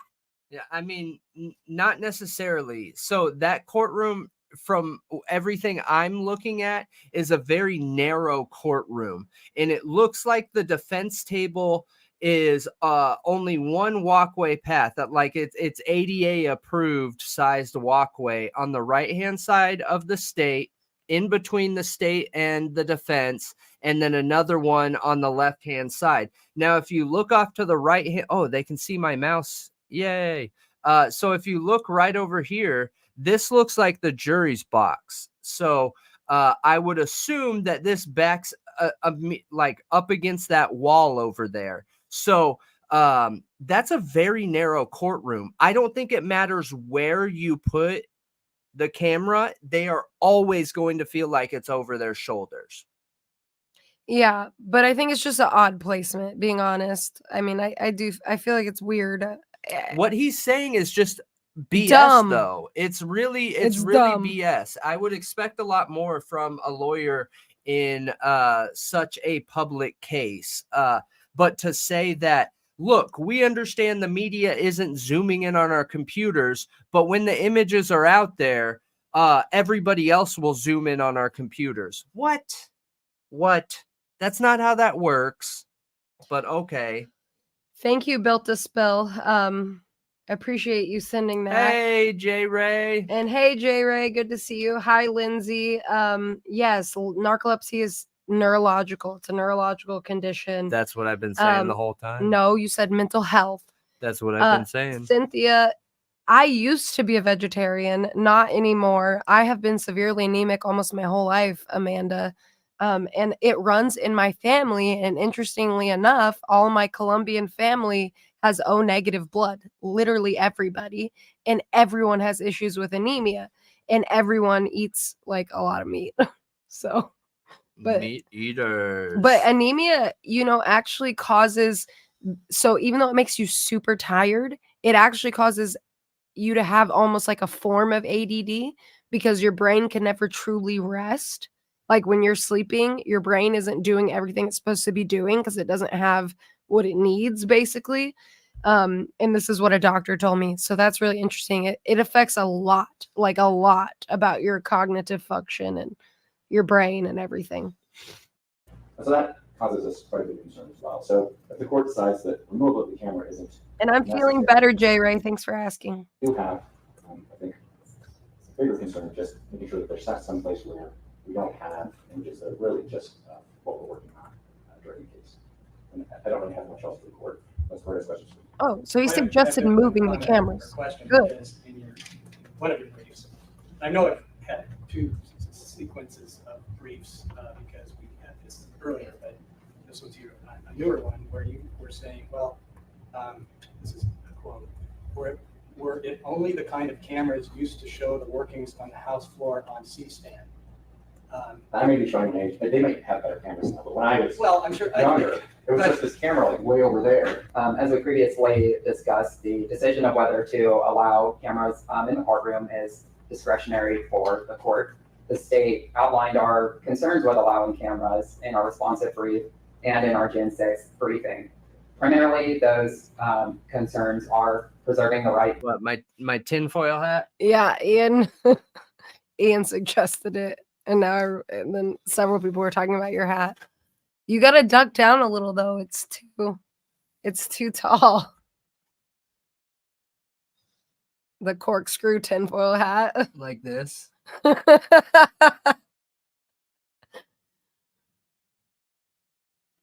Creepy. To a fair and impartial trial. for all Agreed, parties, J Ray. Protecting sensitive Move the witnesses who camera. testify at hearings and trial in this case, and safeguarding evidence which is photographic nature. We agree that the media plays an important role in the court process, and we appreciate in their briefing the measures that they identify to address some of our concerns for protecting vulnerable witnesses or evidence which is of a graphic nature that they've done in previous cases. Really concerned as well. So if the court decides that removal of the camera isn't necessary, we do have, I think, a bigger concern of just making sure that there's not some place where we don't have images that are really just what we're working on during the case. And I don't really have much else to the court. That's where his questions. I have the one comment or question because in one of your briefs, I know I've had two sequences of briefs because we had this earlier, but this was a newer one where you were saying, well, this is a quote, were it only the kind of Wait, Joaquin Phoenix. Was it Joaquin Phoenix in Signs? Yeah, it was. It was? It was. I'm drawing a blank. That's funny. So Lisa, I'll just talk about the blood thing one more time. But I don't know about blood type and having to do with autoimmune disorders, but there is like a lot of random studies done on blood type and diet. You can just Google blood type and diet. But I do know with having autoimmune disorders in the past that a lot of autoimmune disorders, like people that have them, have a lot of nutrient deficiencies and mineral deficiencies. So the doctor told me to take like a really good supplement and then supplement like specific things that I'm missing. Like I was like deathly low on vitamin D3. or vitamin D, but so I had to take a really, really high dose of that. Iron too. And there's other things depending on your autoimmune disorder that you can take that you're most likely deficient in. Like another one for me was magnesium, because normally if you're deficient in D, you're deficient in magnesium and calcium too. But there's like vitamins and minerals that counteract, like, well, they help and aid each other to actually be used in your body. So you just have to look it up. But yeah, deficiencies is a big one. Yes. Yeah, Ian was absent. He put in he put in for PTO time. I approved it. He didn't no call, no show. Ian. Cameras used to show the workings on the House floor on C-SPAN. I may be showing age, but they might have better cameras. You now. do When I look like a was Well, I'm sure younger, it was just this camera like way over there. Yeah, well, that's the point. I mean, I made me think about that, is just plant a camera up there, if everybody can. Yeah, just get a hold of see what's Cynthia. She happening from seems the to back know of a the lot. courtroom. Maybe that can satisfy everybody just partly. That was kind of That's my what you idea. That was my suggestion. And I feel like somebody's going to throw a tomato at me, but that I thought might be a way to kind of give a little and just kind of protect what we're trying to protect. I've never seen anything very sensational on C-SPAN. Yeah, and that's literally what I was thinking. Yeah, that's Although Newt Gingrich got pretty close to it. Yeah, I mean, honestly, one thing that the court system could do is just get a GoPro. Like, You don't need to literally show a GoPro. well, some people might not know what it looks I like. think everybody knows what a GoPro is. For the size of it, no, I don't think everyone does. I mean, I don't even think they need a GoPro. Why a GoPro? The reason why I say a GoPro specifically is because of the size and the way that it's mounted. So it's so convenient with these little mounts that it would be so simple for them to mount this in the courtroom. It has a fisheye lens and covers the entire courtroom. Everything. We wouldn't miss anything. They would be able to still maneuver the evidence and point it away from the camera when needed, but direct it at the jury, and we would be able to see and hear everything. Yeah, they Right? need to get their audio fixed. Like, if we're not going to have Or cameras. the judge just needs to wear it on the headset like this. And Yeah. then, you know, Everybody gets strapped with a GoPro. So now I forgot what I was saying. Dang. I had a point. What were you saying? You interrupted me. Yeah. Your ridiculousness interrupted my train of thought. Do you feel like the wanting to take cameras out of the courtroom is with any intention of wanting to hide what's going on? I think that is a great question. J Ray, do you like the new OBS setup, the stream? Oh yeah, we got StreamYard. So we're hoping it sounds better. We're hoping there's no lag. We're hoping that the words, the audio lines up with our mouths better, and on the video it lines up with what they're saying better. We're hoping all that stuff. Hey, L. Okay, so what you were saying, do I think it is with the intention of hiding something?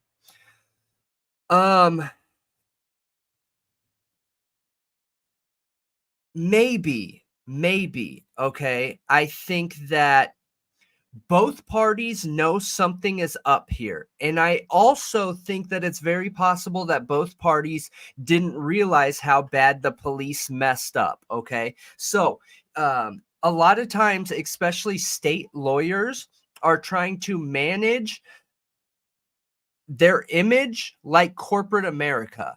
And they have, let's just pretend the prosecution got handed a giant silver platter of, elephant doo-doo, and they have to manage that. And they aren't, none of the evidence was gathered right. They have holes in all the paperwork. They have issues everywhere. The best thing the state could do is try and reduce the ability for the public to see what's going on in this situation. So, do I think it could be a safety measure? Yes. I do not know if it's going to be a full-blown conspiracy. And the reason why I don't think it's a full-blown conspiracy is because when you guys look at the Dr. Moore case, the Dr. Moore case looks like this, a full-blown conspiracy.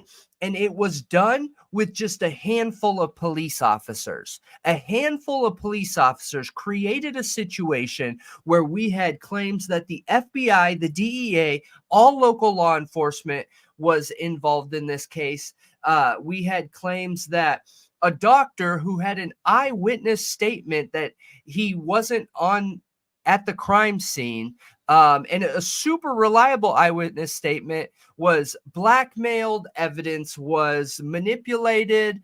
They threatened people. They threatened officials, like voted in officials, to make Dr. Moore look guilty. And that was just a handful of cops. So if I'm comparing and contrasting this case to that, I don't know if I feel like it's a giant conspiracy, but I do think everyone knows that it's a giant pile of shit, Yeah. I think that's very possible. Ian said, did I miss earlier discussion of no cameras possibly being a way to get a reluctant witness to testify? No, we haven't brought that up yet. But were you on here when we went through Rule 45, Ian? But I think we did talk about that a little bit that night. Like, we did kind of touch on it. Yeah. But I think that is very possible based off of the documents, and what the reason the state is arguing they don't want cameras is all for the witness, essentially, the witnesses. Because of the graphic nature, because of, I don't remember how was it worded again in the document? Do you remember? Are you pulling it up? Yeah, I'm trying. Or are you pulling up Rule 45? Yeah, I was going to pull up Rule 45. It says that, okay, sure. So. Okay, so.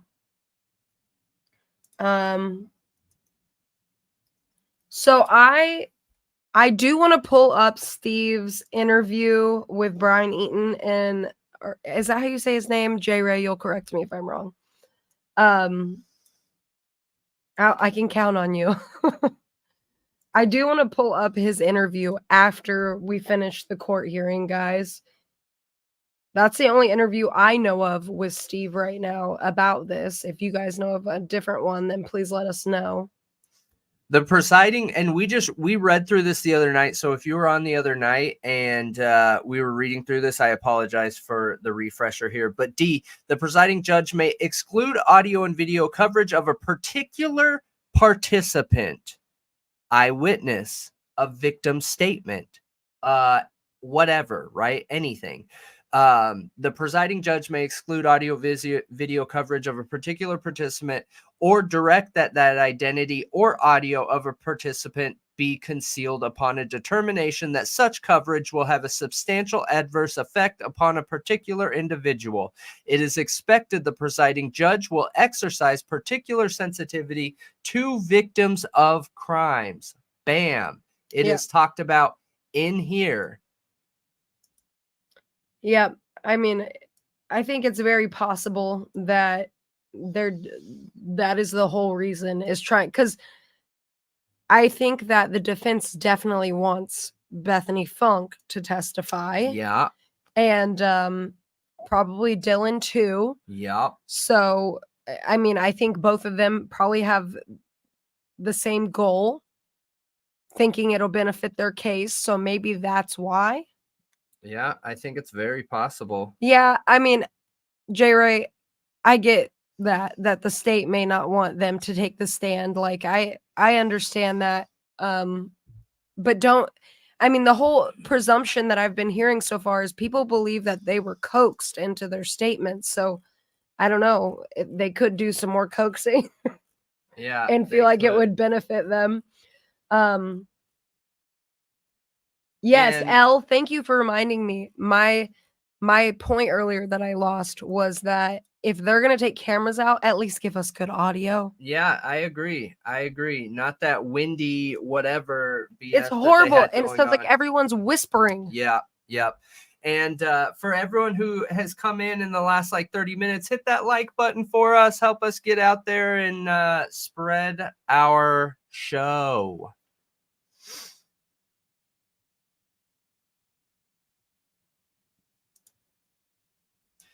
Yeah, I agree with you. And I again, I look at this situation, okay, Ian. So for those of you that have experience with the Dr. Moore case, this could be the same situation again, right? Because we had Rosendahl, who was a part of the Dr. Moore situation and a part of the Brian Kohberger situation. And in the Dr. Moore case, you guys, there was an eyewitness of the crime. They saw a criminal, a potential suspect running away that was a different race, skin tone, hair, size, height, everything from Dr. Moore.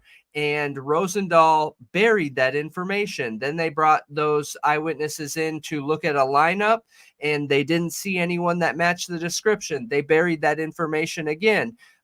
There came forward a second eyewitness to somebody running away from the crime. They buried that information again. So looking at it, could it be another situation like that where we're going to see a huge issue? And the one really good piece of evidence that I have that I feel like this could be the reason is, have you guys all seen how the new police force is managing things in Moscow?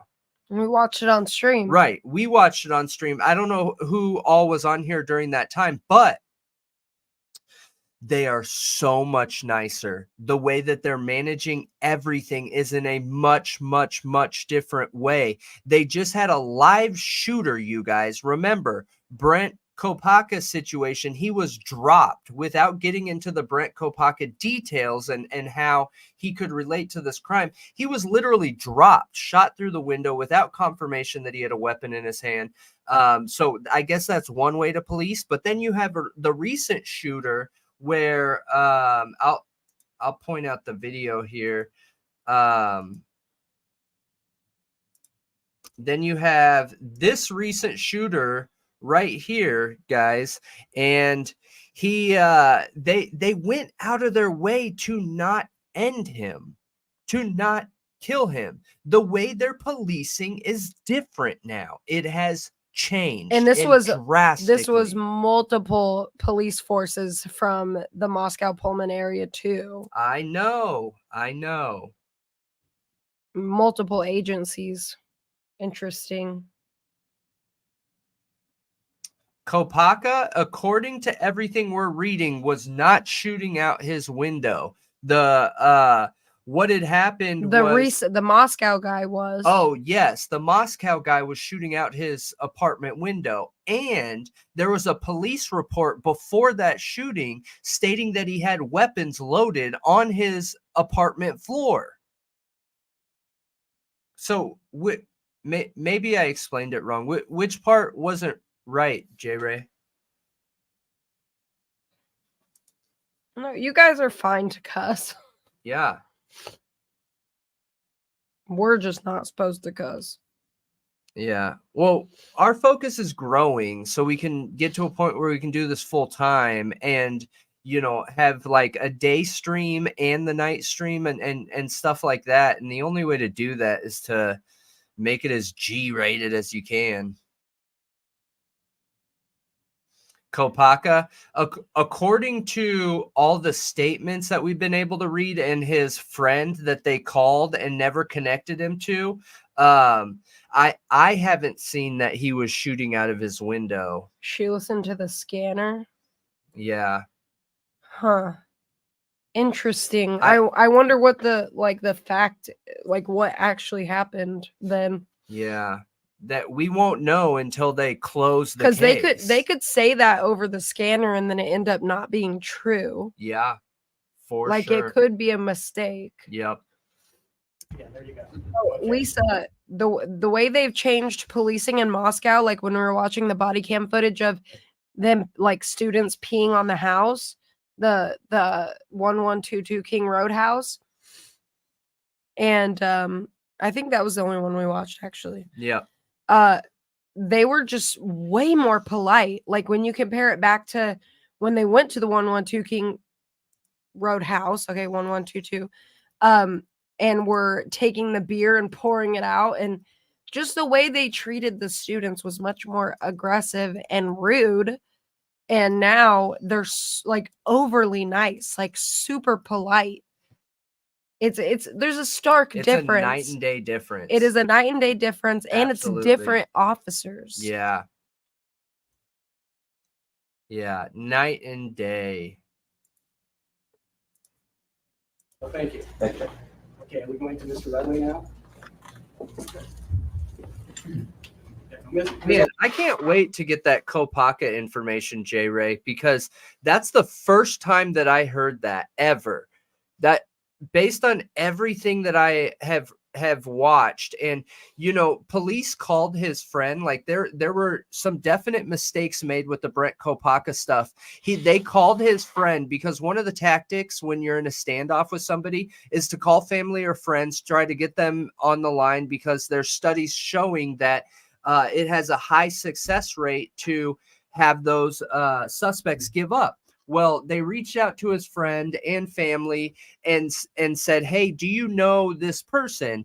They confirmed they knew them, and they said, "Okay, well, you know, we'll call you back." And no other contact and call was made. They never tried to make contact with Kopaka and the friends or family. They never tried to do anything more than that. And then they dropped him when he didn't even have a weapon in his hand, according to the friend who had talked directly with the police right after. I forget what show he was on. I'll find it though, and I'll talk about it tomorrow's stream and give where that interview is. Also gets at the end of that, and then I'll go back to the parties. Go ahead. Thank you, Your Honor. As we previously discussed, the decision of whether to allow cameras in the courtroom is discretionary for the court. The state outlined our concerns with allowing cameras in our responsive brief and in our June 6th briefing. Yeah, and you were on here earlier, J. Ray, when I was saying it, but there's like a known statement out there with investigations and cases where there is no perfect case. There is no perfect investigation. There is no perfect situation where we're all humans. We're going to make mistakes. There's no way around it. There's no way to get anything perfect. And in any given situation, we could come across some point of it where one person might make a right turn, where one person might make a left turn, even though they get to the same end goal. I think there are different ways to get there. And the big issue with our police currently, and why the general public has so much distrust in them,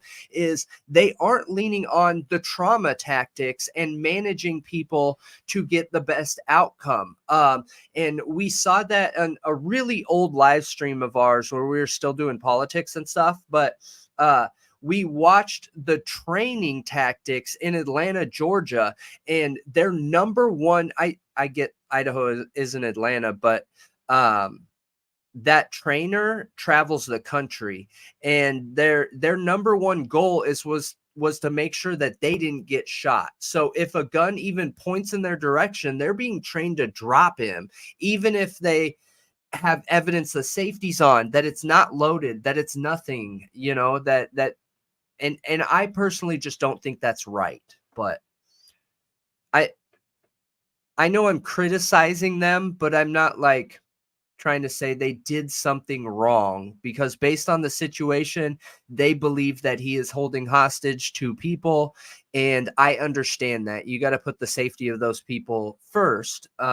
So I just hope we can learn more. That's the only reason why I haven't covered that topic yet, is because I don't feel like I have enough information. I don't want to create a story just based on personal accounts of the situation, especially when those personal accounts have so many emotions tied up in that situation, you know?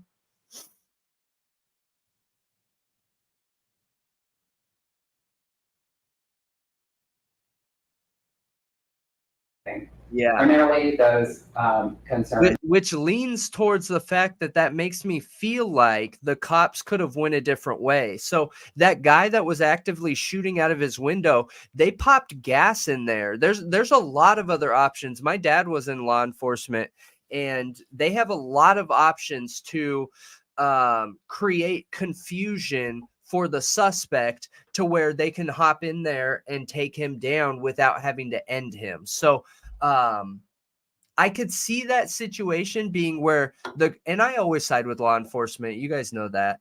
I could see a situation where they felt like it was okay to pull a trigger.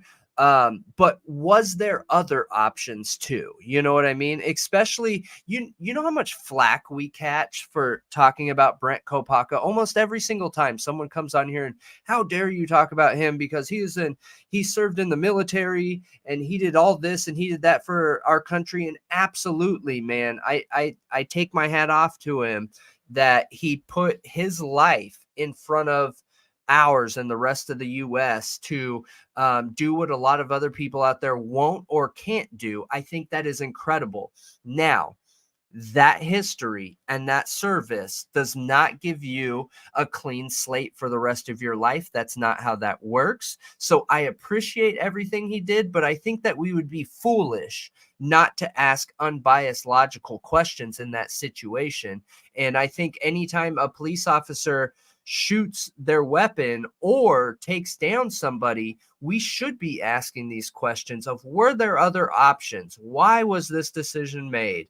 Was it made too quickly? You know what I mean? And I don't mean that in a negative way, like saying, hey, this cop should have done this and should have done this, and or anything like that. But was there other options? You know? Absolutely. And hey, Casey. Hey, Casey. So I saw you guys bring up the new Crime Circus video, Dude, with the ladder and yes. the roof and Who stuff, said that? and Amanda, and It's all. I can't believe I forgot to bring that up. it's That incredible. picture. Yeah, here. I don't want to steal views, but I'm just gonna show the picture. Hang on. It's so I've been hearing rumblings about the ladder for a while now, about a couple months. People talking about the ladder and how it could have been used to climb up that area and how it led to Xana's room and the blood was coming through. And we had that whole argument about the blood being able to seep out, which is interesting because Drip Drop basically said the same thing you said about the blood and like the way the house was built. Yeah, I don't know who was on here that I was talking to about that, talking about my history. I think it was Cynthia. Was it Cynthia? That was arguing that she didn't think it was possible. Yeah. With how poorly the house is built. When we were looking through this house, you guys, I could tell that was an add-on. I could tell that it's built really poor. I could tell that blood would easily be able to get down there. Now, this is insane. This is insane. This picture, didn't this blow you away? There's literally discoloration on the roof right here with snow that's melted in an uncommon way. Like a not natural way. Yeah. And shout out to Crime Circus too. I suggest you guys watch this video. Yeah, after the stream. Yeah, after the stream. If you haven't watched it, go check it out. Give him a like. Yes. Tell him that we sent you and that we love him so much. Yep. That sure does look like blood. I'm telling you. It's weird. It floored me. I don't understand it. I don't get it. Yeah. It's weird. I don't know what to think about it. And I do think it's very odd that the police would just pass right by that ladder and pay it no attention at all. Yeah. Seeing that the blood was seeping from that area of the house and that it was coming from that room, and there's literally a ladder leading right to the room. Like, those seem like very... So I'm going to be critical of one piece. Okay. That ladder would not okay. That ladder's not tall enough to easily get up on the roof. You cannot lean a ladder against a wall flat and get up on the roof. It tips backwards because of your body weight. Like, the mass of your body is on the outside of the ladder. So my only concern in this whole video, it was the height of the ladder. I'm not saying that's not possible. Is it an extendable ladder though? I don't know. I didn't get to rewatch this video. Look up a picture, because there's pictures of it. Look up the King Road house. Oh yeah, he probably shows a picture of it. There you go. That was a good one. It is not an extendable ladder. Oh, it's pretty short. How much higher do you need to go till you get to the ledge?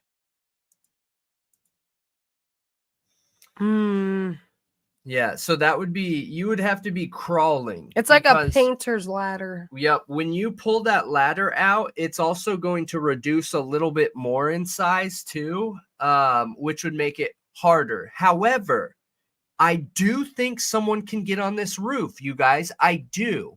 But why I bring that size up of the ladder is because so many people have question marks about the surviving roommates.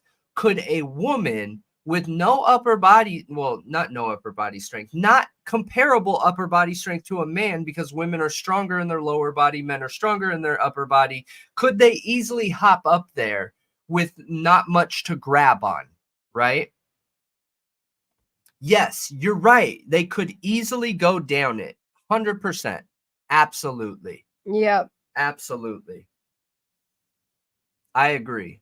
And this is my first time seeing this, you guys, when Crime Circus put this out. So I thought it was incredible. I thought it was phenomenal. Casey, I see your point, because I do feel like his earlier Idaho 4 videos were crazy speculation and a little too out there for me. Yeah. But his more recent videos, more of them make sense. Have reeled it in a little bit. Now, the tunnels, no.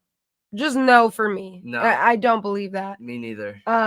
But the ladder is interesting. Mm-hmm. The window and the marks on the roof are interesting. Yeah. And J. Ray, you're just on it. You're just killing it. Okay.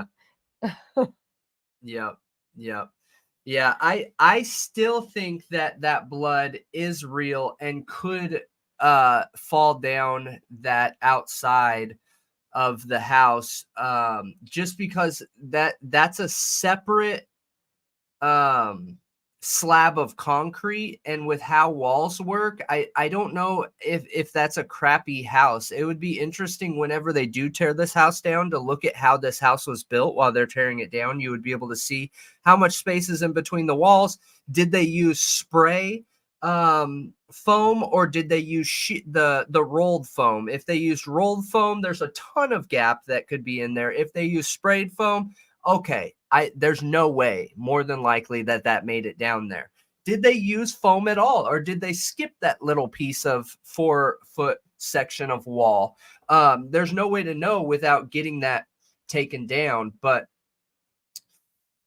I like Crime Circus a lot, and that's one of our arguments that we make all the time, is that we'll go tin hat all day long. We'll talk about anything, because in order to reaffirm theories that make sense, you have to look at everything. Otherwise, you're looking at the situation biased right from the start, in my opinion.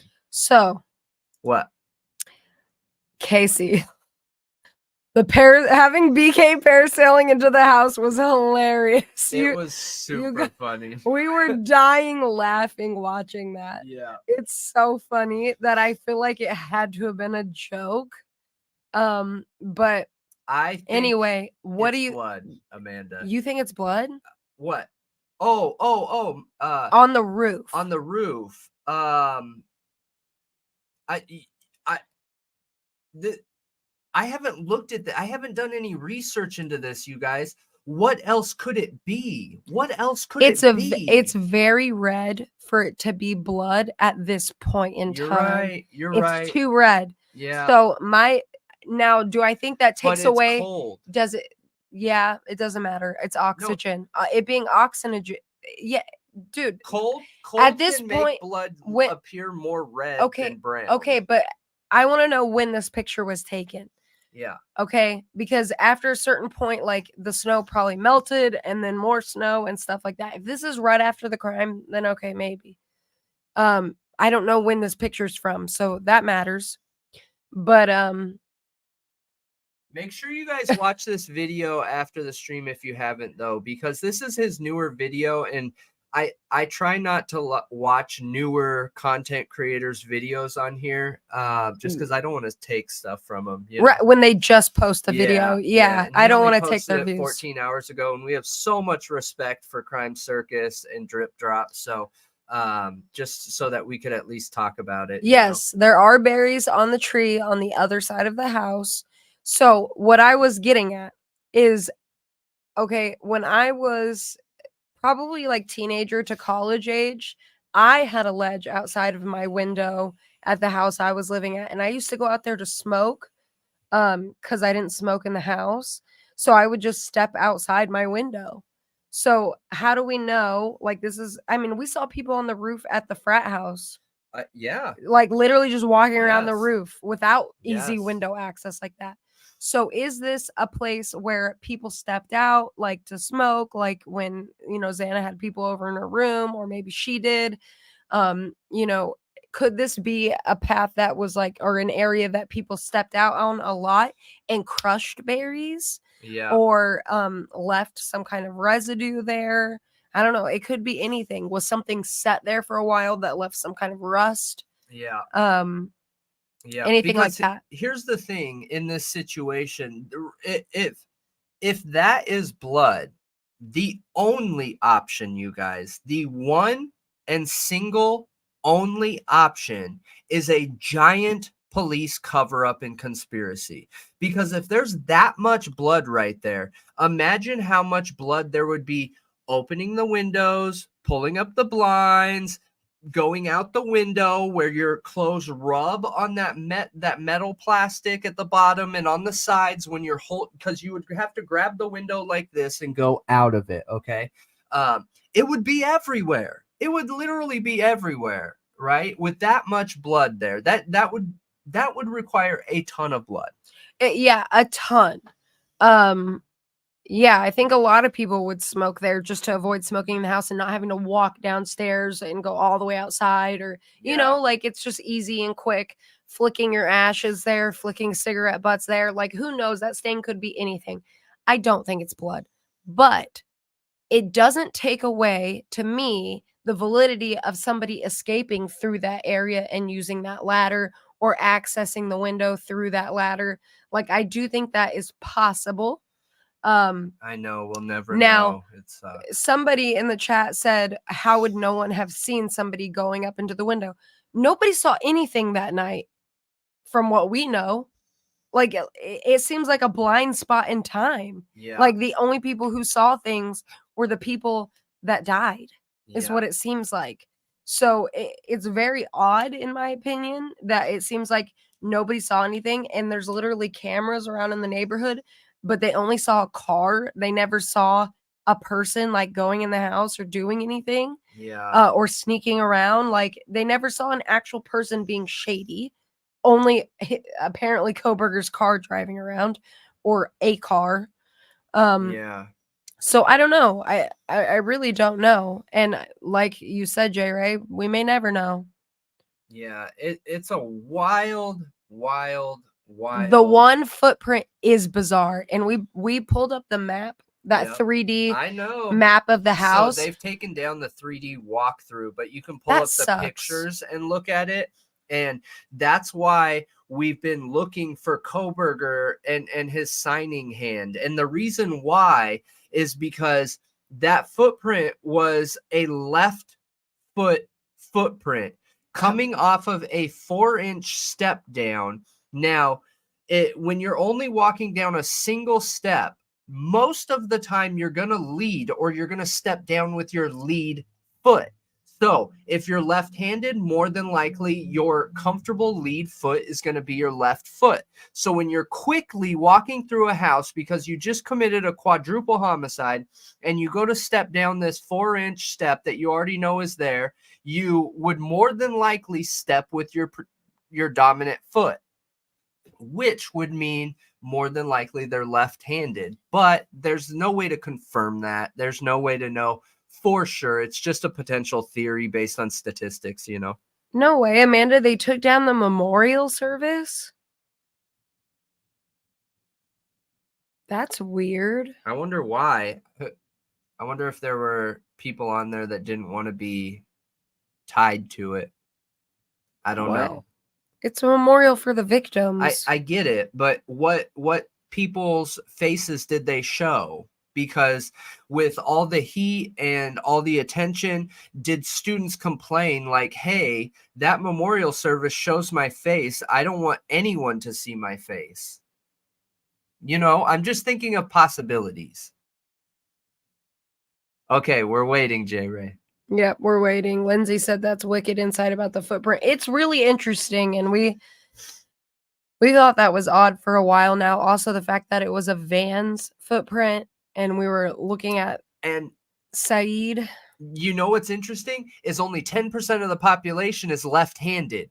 That knocks out 90% of potential suspects. And if that person's left-footed, and I believe that they would be left-footed. Like if I had to bet on statistics one way or the other, I bet that person knew the house already. They knew that step was there. They knew that they were going to be stepping down and quickly walking out of the house, so they would have led with their dominant foot. But, you know. Yeah, but that's weird to take down the video of the memorial service. Like, why wouldn't you let that just exist in time forever? Like, it's honoring them. I get it. But I don't think a lot of people want to be connected to this case anymore because there's a ton of attention. There's a lot of people that look at this case unbiased and try to be fair and honest and open and respectful. But there's a lot of people that don't. Just because we try and not offend people, but ask unbiased questions doesn't mean that the rest of the population out there is. You know what I mean? I think law enforcement was right from the start, too, that it was a crime of passion. Well, actually, I take that back. I don't know for sure. I think it was either that, Casey, or it was like a hit job. Yeah, we wondered that too, J. Ray, because we found a statement that said that footprint was only found after bringing in the black light. Well, the luminol is what J. Ray said. I'm sorry, luminol. Yep, it wasn't literally a bloody footprint there. J. Ray, I think you're the one who told us that they had to use luminol or something like that. Which means it was wiped up. It was cleaned up, yes. It was cleaned up. Which is weird. Super strange. Ian, we're talking about the footprint in the home right in front of Dylan's store and how it's a step down off of a 4-inch ledge. With the left foot, meaning most likely the person was left-handed, dominant left foot, dominant left hand. So we were trying to figure out if Koberger was left or right-handed. From what I've seen, everybody has said right, but we'll see. Yeah, I think someone says he signed something in this video. Tell me if the video is too loud on your end, guys.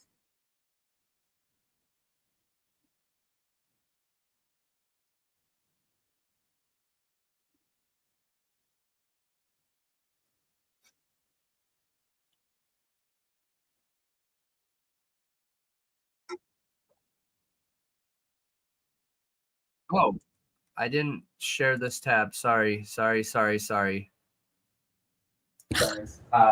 For protecting vulnerable witnesses. What? or, I'm getting used to evidence So, which is of a graphic Look, nature. I have to get used to the new OBS. Just give me a day, okay? Yeah, those kids totally did go on the roof. Like, we've seen kids in the neighborhood on roofs. Yeah, on the So body cam footage going to the party house up the street or whatever, there was like 2 or 3 kids on that roof. and I feel like that's like actually a really normal thing for younger kids to do. I don't know why, but it is. So I don't know. I think that it's very possible that was a well-used area of the roof. I thought it was blood, but I could be wrong. What? Didn't they say print though wasn't necessarily blood, but just anything on the shoe, like cleaning agents even? One thing to mention was if there's any validity to the 911 call, you guys. So I don't know if you guys have seen this here. I don't know if you've watched this video here of ours, but someone reached out to us giving us their secondhand account of a firsthand account, and we were a third-hand account, I guess, to talk about the story. But they said that like 10 people went in the house, 10 kids went in the house. So could there be some foolery going on before, like with the roommates? Sure, absolutely there could be. But could this also explain how people were in the house too? And could one of them, while checking on them and checking the victims, stepped and been like, oh shoot, I don't want nothing to do with this, and wiped it up? You know what I mean? So that account does make kind of sense, but okay, so that whole thing said basically that Bethany and Dylan went in the kitchen together and found Ethan's body, then ran out and they passed out. Well, now there's several accounts going around that are supposedly from students there in the town saying that Bethany never went upstairs ever. She never saw the bodies. She was downstairs the entire night and in the morning and went outside and was a part of the crowd outside, but she never went upstairs. And apparently that's confirmed. Like, that is a fact. How? I'll have to look into it more. So But then from that- everything I'm seeing, Bethany never went upstairs ever. So then that makes the whole thing junk. Yep. We'll have to look into why people believe that, though. I'm curious. I will. In a situation like that, I always want to know what the contradicting evidence is, you know? They've done in previous cases. Yeah, it's so. Isn't it funny how much heat like Dylan got at first when maybe it's Bethany's involvement? Well, see, I'm wondering, Bethany was okay in that where the front door is, like her room is right there. Like she's at that bottom floor right there where the killer, I mean, would have parked. Aren't they saying he parked right there? Harsh Reality's awesome. I haven't seen that video, but what who? They're saying Brian pulled up to the house and parked right there. Okay. She's right there. Her Yeah. bedroom is right there. Yes. Bethany's room is right there. Yeah. So they're saying that Bethany Well, has they parked exculpatory evidence. What if a car never pulled up and that's her exculpatory? There was no car. Yeah. Or she heard somebody climbing on the roof, or Yeah. like, I don't know. I'm just thinking because there's windows there. Yeah. Even though she never went upstairs, that doesn't mean that she didn't hear something and look, No, or for sure. out windows, or because I feel like that area of the house, she is in a good place to see who's coming and who's going. Hey, Joey. What if she saw somebody leaving or coming and it wasn't Brian and she knew who it was? Yeah. Or at that time. Trust me, I think any of these theories are possible. I also think that they have no involvement at all is possible. I think any of these things are possible, and it's part of the reason why we need answers in this situation. I truly think that we should be able to get some sort of answers in this situation, because the general public had such an involvement in this case, and there's no way to make us not be involved in it. There's been so much character assassination, image painting, that everybody in the whole nation and world is bought into this case. I mean, I don't think they had anything to do with it necessarily, but that doesn't mean they don't have like some evidence of things they saw or heard. I think that they could have something to do with it as much as them not having something to do with it. I think that literally anything is up in the air. Yeah. Anything. But I think it's really interesting, her location and them saying, because she never went upstairs, you guys, then how does she have exculpatory evidence? And one good thing to point out is it's the prosecution who is scared of her evidence, not the defense. Yeah. It is the prosecution who went out of their way to not let her testify and make a statement, not the defense. And they had the secret grand jury so that she wouldn't have to testify. Correct. Now, could it, going back to what we were talking about earlier, could the prosecution have been handed a giant silver platter of elephant turd, and they're trying to manage it the best they can, and Bethany's statement pokes holes in the current mainstream story? Could that be the case? I think it's totally likely. I think it's totally likely.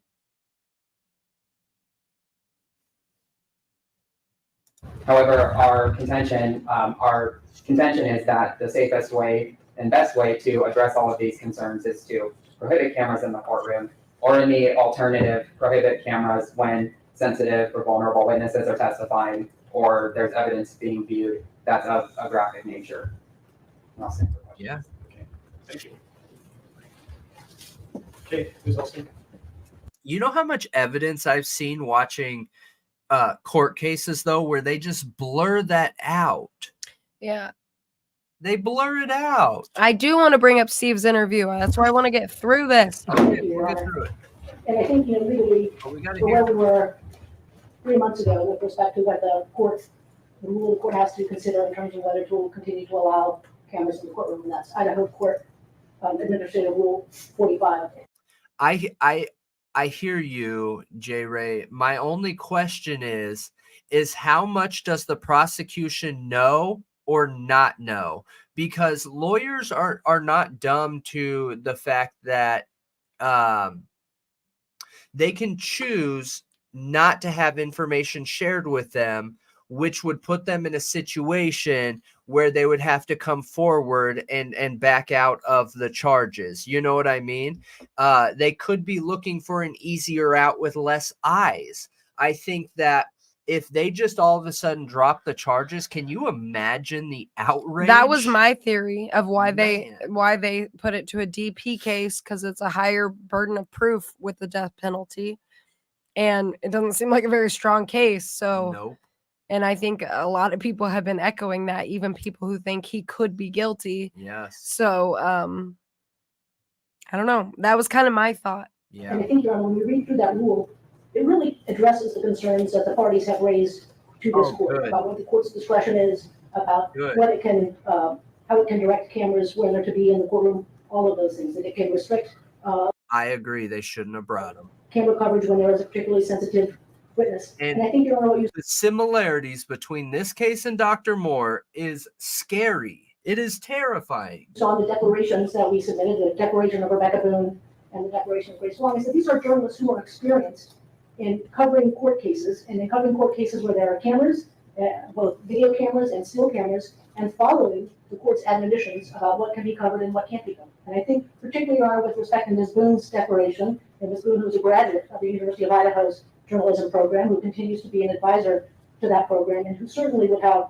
not only the best interests of her employer at heart, but she understands this community. I mean, her experience has been that when you have these pool cameras, both still and video, and when you allow camera coverage to the extent that you can, it better serves the public, and it helps ameliorate the kind of media storm is probably not the term that my clients would want to use, but the sort of big gaggle of journalists who accumulate outside of the courtroom when there is no opportunity to be inside the courtroom, when you don't get the opportunity to have full procedure. So I think the court can use Idaho Court Administrative Rule 45 and craft a solution. Right. With the DP case, they do need to be sure. But it was my theory, possibly, that they brought it to that extreme because I don't know. I can't remember what all I was speculating at that time, but it was like because it's a higher burden of proof that maybe it would give Anne a greater chance of getting it thrown out by something. Yep. Just something. Agreed. I don't know. I don't know how that could be done. I'm not a lawyer. I was just speculating, and it could be total like just ridiculousness Yeah. and me not knowing what I'm talking about. No, But it's not. When attorneys go to court, they are playing almost a game of 3D chess where you're not only having to worry about your own moves, but you're also having to guesstimate and assume what your opponent's moves are before they are. And you have to plan what your move is and then look at, what 5 options do they have to do here next? Okay, maybe that isn't such a strong move. Maybe I need to move this one because they only have 3 options. You know what I mean? Like it's just a prolonged version of chess that they're playing here. yeah, so you guys are right. It probably was to make him take a plea deal. Have they offered a plea deal though? After, because normally they will offer one. Yeah. So did they offer one? Because I haven't heard any offerings of a plea deal, and I do not think he will plead. I do not think he would. No. Period. No. I don't think he will. Whether he's guilty or not, if he's guilty, then narcissistically he probably will not plead out, thinking he can get out of it.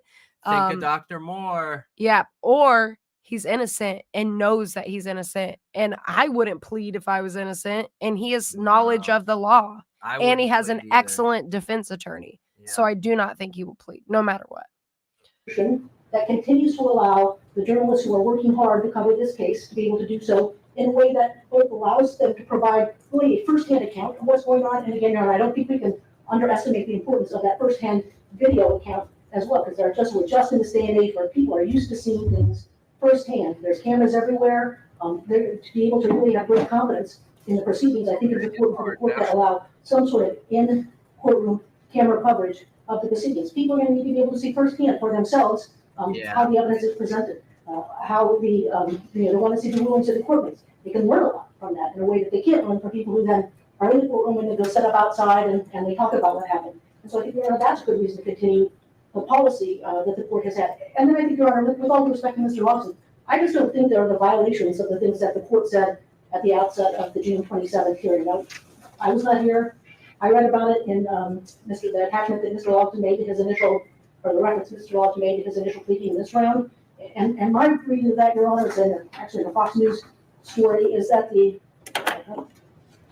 court said, and of course the court said it, so I'm sure the court's memory of it is the best, but that the court made a comment that the court should, or some kind of hard time. Back up. Yeah. Back up. That's one of the things. We were looking at Crime Circus's pictures and suggesting everyone go watch that video. It is a good video. It's a really, really, really good video.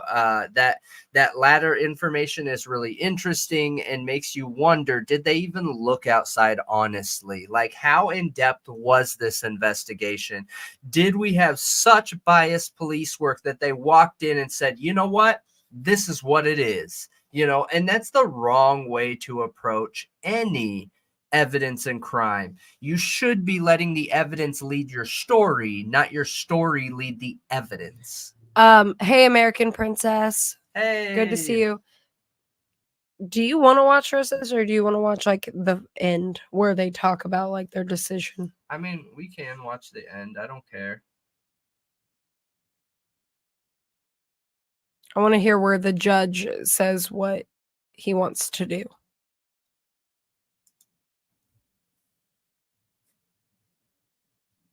And the people who are in this courtroom today are here to make a spectacle of this proceeding.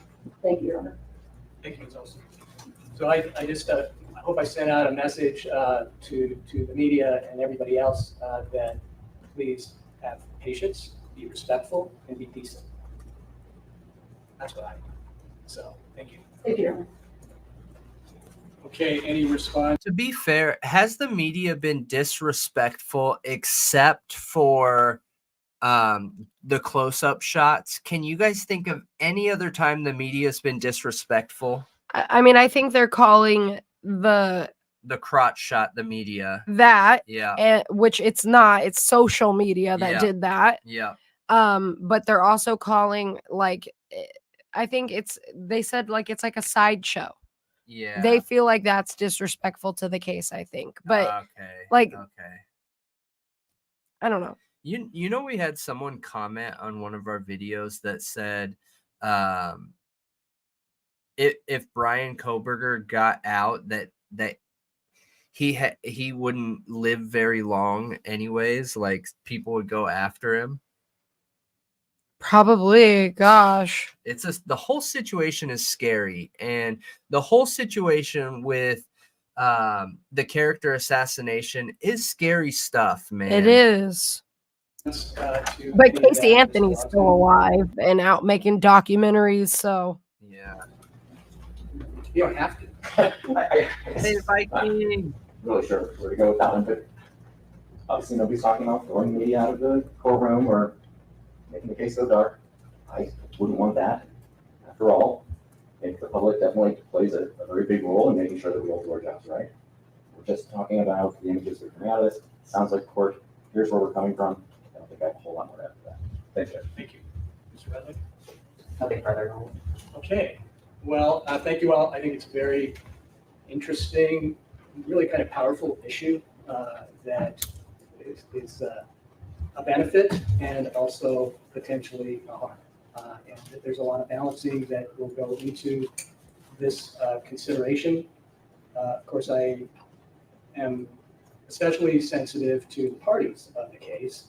I saw Mr. Thompson kind of smile a little bit about, there were a lot of these cases where they were sensationalized and heavily filmed and talked about. The defendants were acquitted, and so therefore that proves that they got a fair trial.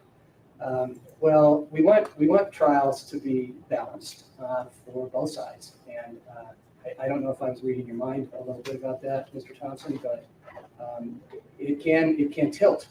It can tilt a case one way or the other if the media is trying the case in the media, and we don't want that because that's not based on evidence. That's not based on the rules of the court, and it can get out of control.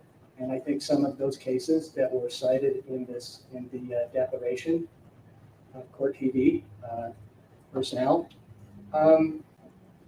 are kind of seeing it one way, and they have a certain job to do. And one thing I did want to say too, I probably should have said it in the beginning. We appreciate the new member, Kate Cray. So I haven't posted that. I haven't made the post yet for it, but we appreciate you guys. And yeah, we have quite a few new members. So it's awesome. Amazing. It is. It's super awesome. I understand that. But some of those cases, in my opinion, kind of spun out of control. And that based on the media and how heavily it was covered. So that's my worry. I'm going to figure it out and try to do the right thing for both the public and the parties and the rule of law. So with that, we're adjourned. Those cases spun out of control. I wish he would have elaborated on that. So there was no decision. No, there's no decision. I wish he said that there's a bunch of cases that he's looking at that he felt like spun out of control with media coverage, and he doesn't want this to happen here. So I'm curious what he's talking about. I really wish he would elaborated on that and said, hey, this case here did this wrong with media. This case here did this wrong with media. This case here did this wrong with media. Because when he's just dropping bombs like they were out of control, what does that mean? Does that mean that he's afraid that people are going to have opposing opinions on these cases? Because what why is there a problem with that? Why is there a problem with that? Now, I completely understand there being a problem with them posting a picture of Koberger's fly being down in the same way that I would have a problem if they posted a picture of the defense or the state's fly being down, with anybody's fly being down. That's not why we're there. Even if it's all the way down, while it might be funny to chuckle at or whatever, it's just not needed. That is a disrespect to the situation and what's going on. So yeah, I don't know. I just wish he would have explained more. I agree, Viking. I do think that he is a thoughtful guy and has tried really hard to be unbiased this entire case. And in the beginning of this stream, I had talked about how I've appreciated his judging so far. But this is one area where I don't agree with him. I feel like there's some holes. I feel like there's some gaps. And I just hope that he truly looks at the entire situation from a 3D standpoint. All right. Sent you the link. You sent it to me? Yep. Okay. We're going to bring up the Steve Goncalves interview now.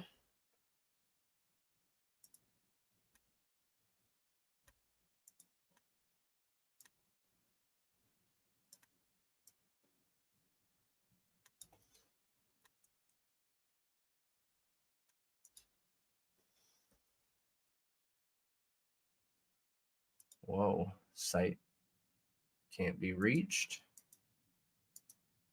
What? Yeah. So just go to Twitter then.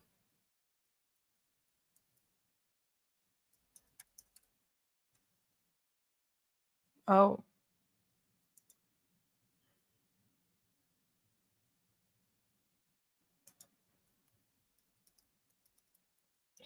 Well, hold on just a second, guys. Sorry.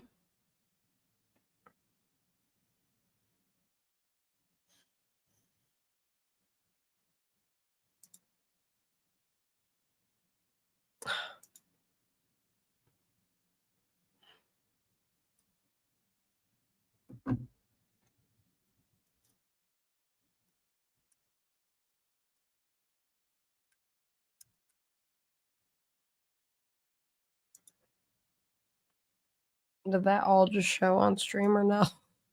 Oh no, YouTube sharing.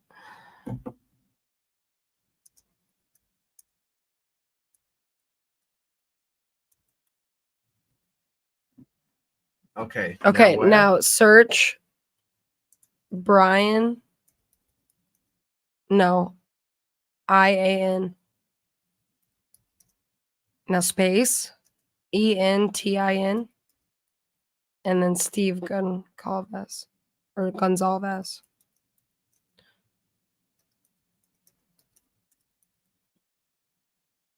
This? Yep, that's it. Okay. Oh. What are you doing? That's on the post. That's as good as it's gonna get, unless we can zoom it in.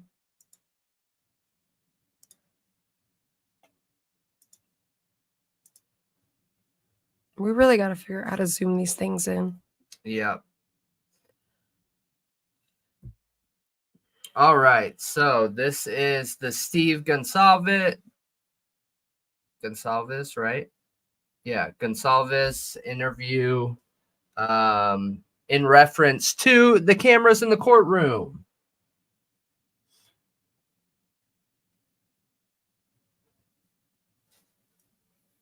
Where are we at here? Okay, good. Is that cameras all the community needs to determine who this individual is. You cannot ask for the community to do the death penalty without their vision, without their support, without their understanding of all the aspects of the case. It's more than just the jury members. It's the community. It's a message for everybody to understand. In Idaho, this is how we work. We're not the same as Chicago. We're not the same as Miami and New York and LA. This is how Idaho perceives a major incident, and this is how we react to it. And we have the resources to do that. So I don't know what removing the cameras really provides other than a gap. And we've had a gag order in this case, and that didn't work out well. You hear about other people who've been placed under a gag order. It doesn't seem that the Constitution works well with this constitutional time of when it's okay to speak about, I don't know, I don't want to say the truth, but I want to say when people are going to speak about a case and let the audience decide what the truth is. A gag order is an old version of controlling the narrative. You can't control it anymore with,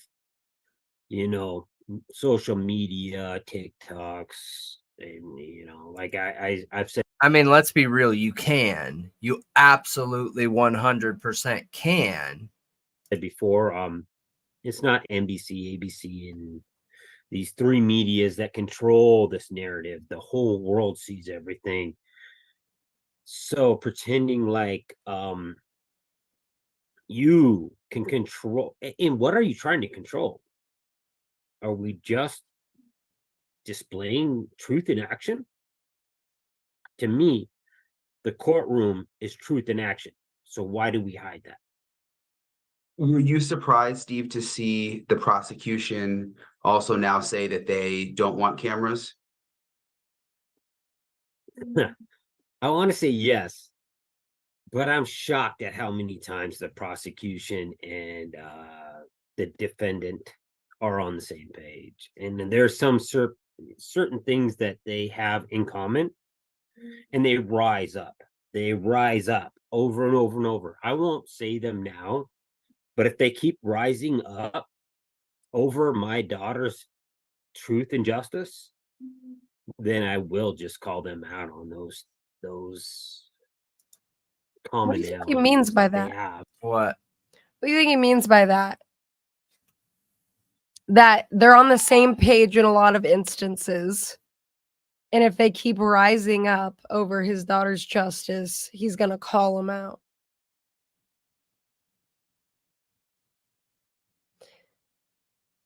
I don't know. That's a strange thing to say. I've heard a couple different strange things already as he's talking. I don't know what that means. I don't know. I don't know if it means that, if any of the families have been in the limelight, it's their family in almost everything, from the death penalty shirts to the 2 interviews they did, to the comments made, the leaving big question marks. Could it just be a somewhat ego comment? Like, I feel like because of my situation, I have the power to call them out? Or is he directly referencing something with a specific piece of information in mind? I don't know. That's a hard. So how many things have they agreed on? They've agreed on the gag order, the cameras. Anything else? Can you guys think of anything else they've agreed on? Because I've seen them as fighting, like tooth and nail clawing at each other, especially as of recent with the witness tampering and that whole mess. So Yeah. I just don't know. No. I think we missed the very last part of what he said there. Yeah, I do think he thinks they're hiding something. Clearly, he feels like everyone should be allowed to know everything. And I agree with him. I think everyone should be allowed to know what's going on. Yeah. I don't like the gag order. I think they're complaining about this sideshow circus. That's because of them. That's because the more they lock down this information, the more everybody wants to know what's going on, is asking why. Yeah. Why are you hiding this? Yeah. What are you hiding? So that's all, that is their fault 100%. All the speculation and media sideshow thing going on, that is their fault. If they opened it up and gave us the facts, then there'd be nothing to speculate about. I agree. I agree 100%. And I think that's why we've been saying this whole time that there should be a standard of practice rolled out across the entire nation. At the very bare minimum, there should just be an expected standard for the courts to lean on to look at what's right, you know? And that's what I was that's kind of what we were saying the other night, is why not just let like one local media company go in there with one camera? Which is what the Rule 45 specifically says, that there might be circumstances where one media source will be recording video and audio, and they are required to share it all with everybody. Yep. Required. Amanda, they did agree on the house demolition. Thank you.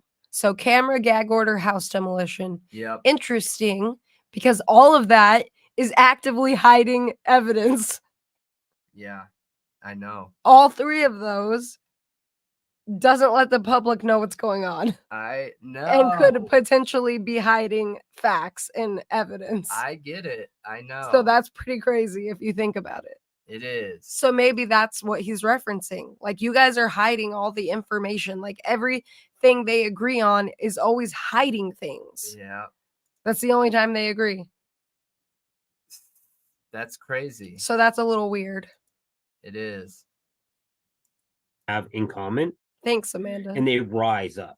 They rise up over and over and over. I won't say them now, but if they keep rising up over my daughter's I'm sure they truth would and be, justice, then I will just call them out on those commonalities that they have. And I mean, I just want a camera. I just want the truth. I just want everyone to see what's going on. That makes me radical. Okay, I'll live with that. Shannon, does it matter what the families think in the eyes of the court? I mean, I've seen the filings from the prosecution, defense, the media. Like, does the family have a say when it comes to the cameras? Well, I mean, ultimately, I can't speak for the prosecution in this case or the defense in any way. As an experience as a prosecutor, as a former prosecutor, and we always listen to the victims. A lot of times, the victims have an opportunity to speak to us about resolutions, how the case might be resolved. Certain things that go on during the case, we want them involved in along those lines. And so, I think that's part of the family putting out the statement today, was to voice their opinion about what they thought about having cameras in the courtroom, and hoping that people were listening to what they were saying. So I can't speak to the prosecution or the defense and what they might be thinking. So, I mean, in your role representing the families, does the prosecution come to you like with situations like this and say, what does the family think about cameras? Well, we were always hopeful, but I think that's the reason we put out the statement today. I think if we had been approached or asked in some way about that, at least the Gonzalez family, I'm not sure they contacted. I don't know. I can't speak to see if they've contacted any of the other families. I don't think they contacted the Cornudo family or the Mogans about the courtroom cameras in the courtroom, but they did not contact the Gonzalez family through me to ask us what our opinion was. And the family stressed to me that they thought it was an important thing that the world know and people know what they thought about it. and that they thought it was important that cameras be in the courtroom. And so that's why the statement was put out by the family, to let people know what their thoughts were. In the statement, Steve, it says that the case is surrounded by secrecy. Can you elaborate on that a little more? Like what you guys meant by that? Good question. I've talked with multiple family members, and I want to be respectful for everybody's viewpoint. And there is some fear that the cameras will record things that are gross. They're not ready to have their friends and family members come to them and say, "Hey, did you hear about this or that?" And understand that. What? I really do. So they come to me that the cameras will record things that are, to let people know what their thoughts were. In the statement, Steve, it says that the case is surrounded by secrecy. Can you elaborate on that a little more? Like what you guys meant by that?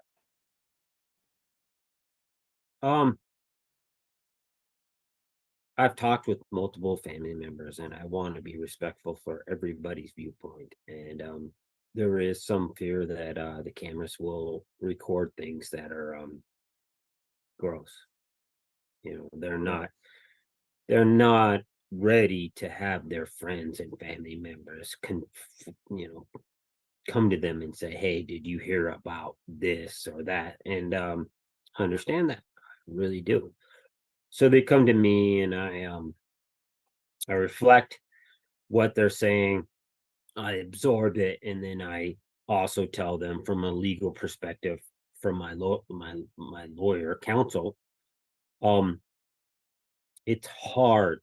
So I'm really confused the direction he's talking about. So this case should be about the victims, getting justice for the victims. His daughter's one of them, but he's talking about the secrecy in the case is to protect family members of the victims from having to be confronted from other friends and family members of the crime. So I think essentially what he's saying here is that some of the family is afraid of the cameras recording their testimonies. Like I'm assuming he's talking about witnesses here, okay? Like people who could take the stand. Afraid of the cameras and it getting out something they don't want out that's gross, okay? And then other family hearing it and being like, "Oh my gosh, so that night you were high on coke and having an orgy? And that's why you didn't hear anything?" Like, as an example, okay? Yeah. But Like they don't want their family hearing that about them and what was going on at that time. And that prioritizes That's what I was trying to say when you were making the whole bi argument that night, is that I feel like it doesn't prioritize a murder trial of your friends. I still stand by that comment because I'm putting myself in their heads. But looking at it from the exterior, I agree with you. We feel the same thing. We think the same thing 100%.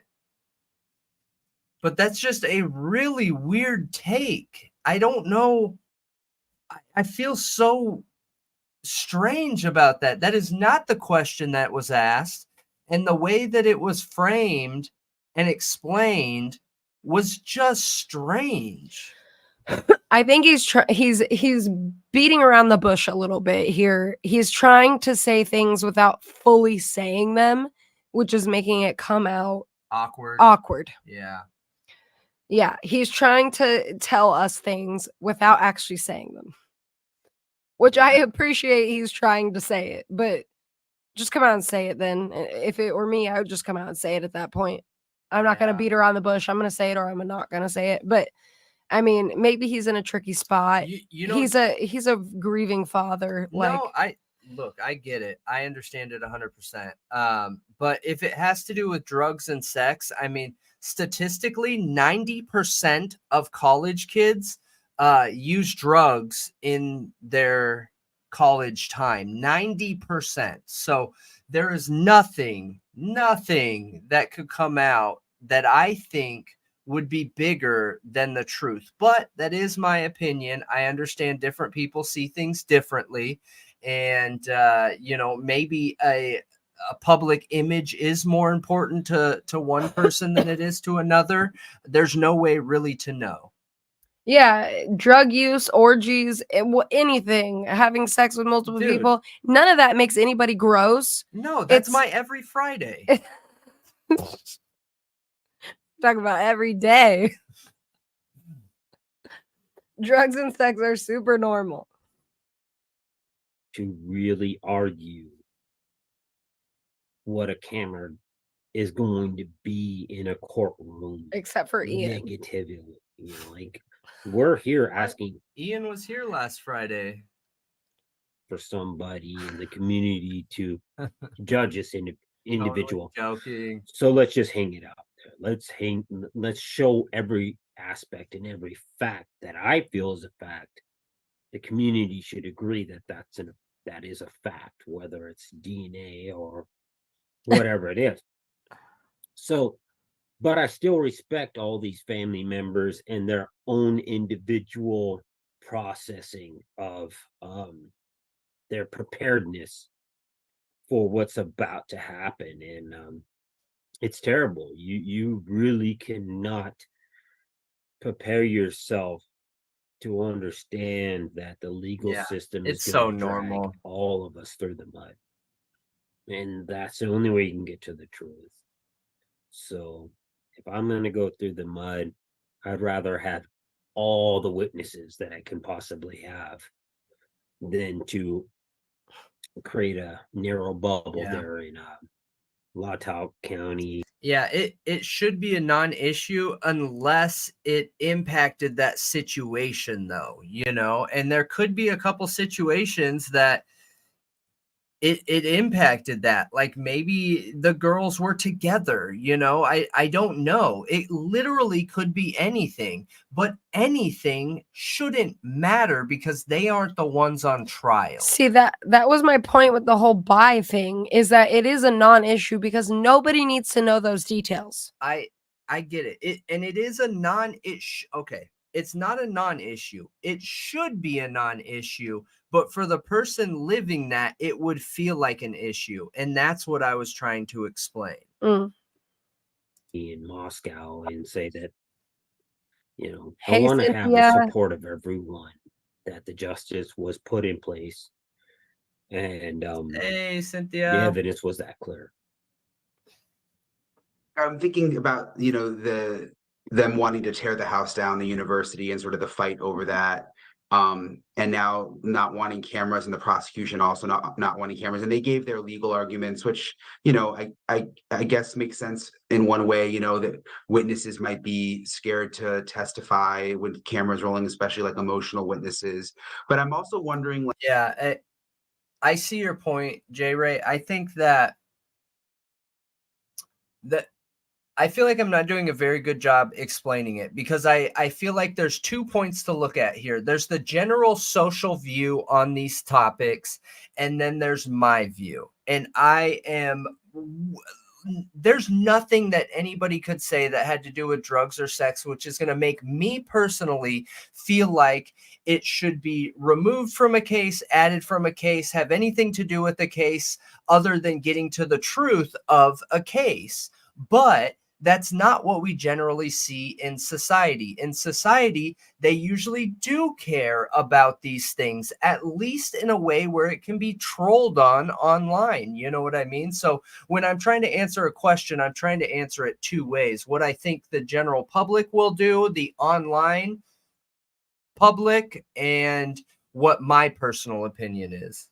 And guys, it's not 1 a.m. here. It's almost midnight here in the central Midwest. I thought J. Ray was saying Good point.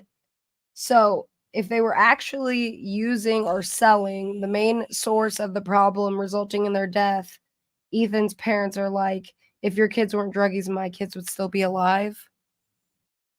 Like they're blaming each Yeah. other, kind of. Yeah. Yeah. And I get that. Like, I understand it. I understand how they could come to that conclusion. I understand how that could be uncomfortable. I understand all of that. Me personally, I just go back to everybody grieves differently. And if I was a parent of one of them, I would just want to know the truth. But that's in my own lived experience of understanding that 90% of college kids are using drugs during their college time at one time or another.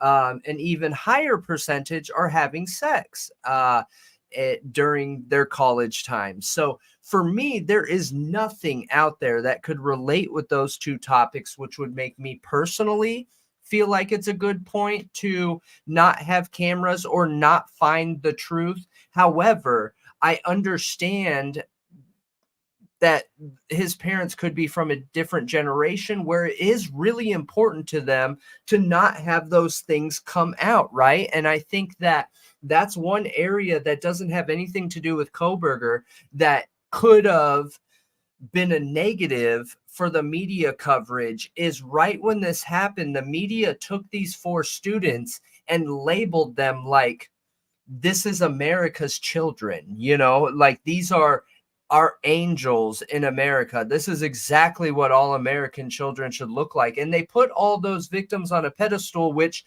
rightfully so, they should have put them on a pedestal, but for being victims and needing to find the killer of this crime, not because they live some holy life that doesn't have to do with sex and drugs, because our society looks at sex and drugs in a negative light.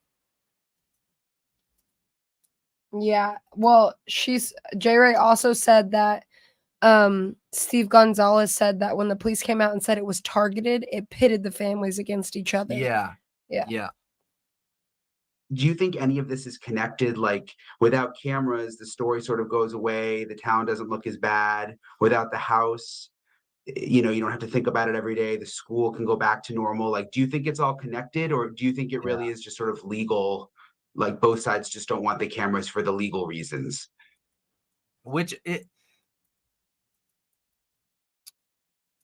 I just kind of feel bad a little bit for Ethan's memory, and no one throw mud at me for this, because it's my own personal experience on the outside looking in. But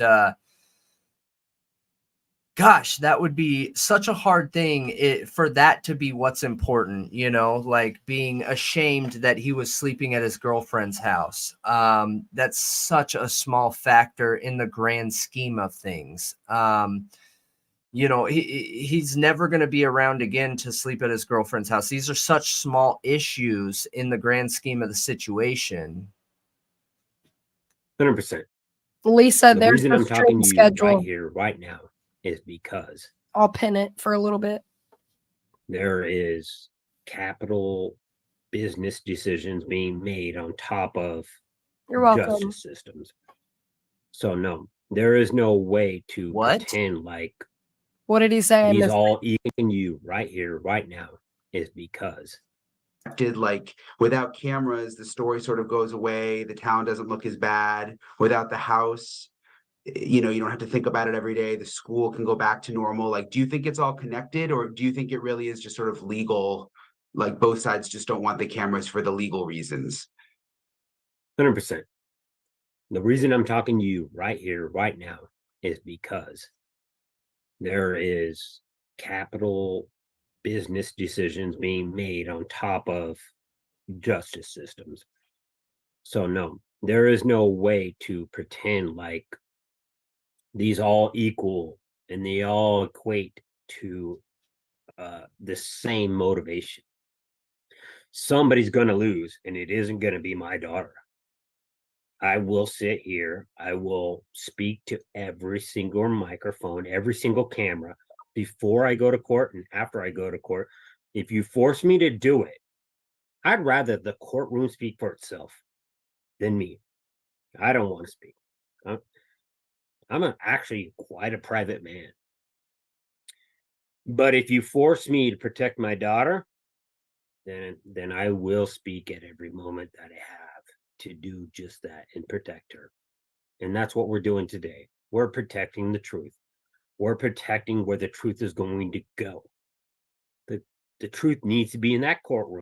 Yeah, I'm sure it is hard. It goes back to what Ian was saying though, and like what I was saying a little bit ago, that I think that grief shows differently for different people, and maybe that's why they're having a hard time taking in who they were, because if you want their memory to live on, wouldn't you think that they should have them actually live on as they were, but I agree with you 100%. I see why they're in this situation. I understand it. I get it. I personally just don't think that there's anything beneficial to it. Yeah, I feel like it's not beneficial at all. Like, I understand they're grieving and everything. I just feel like that's like a really unhealthy place to go to with the shame Well, stuff. grief can be unhealthy for some of the steps, you Yeah, know? yeah. But like thinking, like nothing anybody could ever do could put blame on them for somebody stabbing them, Agreed. especially in the way these kids were killed. Agreed. Agreed. Like there's nothing they could have ever done. I don't care how many drugs they did. I don't care if they sold drugs. I don't care anything that they did. They didn't deserve I it agree. unless they were literally physically attacking someone, which they weren't. But the capital business decisions. I know. That stood out to me, and I don't understand what he's talking about, where he's saying that if you put me in a corner, I will bite when it comes to my daughter. You're not going to put capital business decisions above her. What business decisions is he talking about? I don't understand. Is he talking specifically about the school? Is he talking specifically about what? And thanks, Cynthia. We appreciate that. Woo woo. As always. You're amazing, Cynthia. Thank you. Yes. So yeah, is he talking like, because I know, Amanda, you brought up them buying the University of Phoenix. Yes. Hey, you haven't heard that? I have heard that. So not buying the University of Phoenix, it was, okay. So for you guys, let me see here. Give me one sec. Where is that episode we did about the money that you focused on? It was really, really, really good. What didn't he say? Capital business Right here. decisions? I thought he said capital business Okay. decisions. So this one right here, why does money matter in Idaho 4?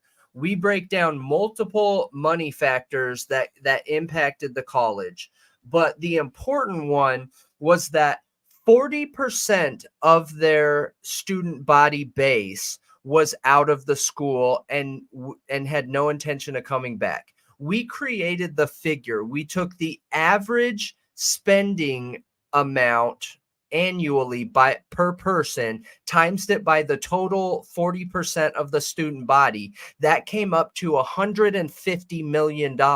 It was more. It was like 156 million. So at jeopardy, 40% of the student body base for that area and the school is $156 million annually. That is a ton of money.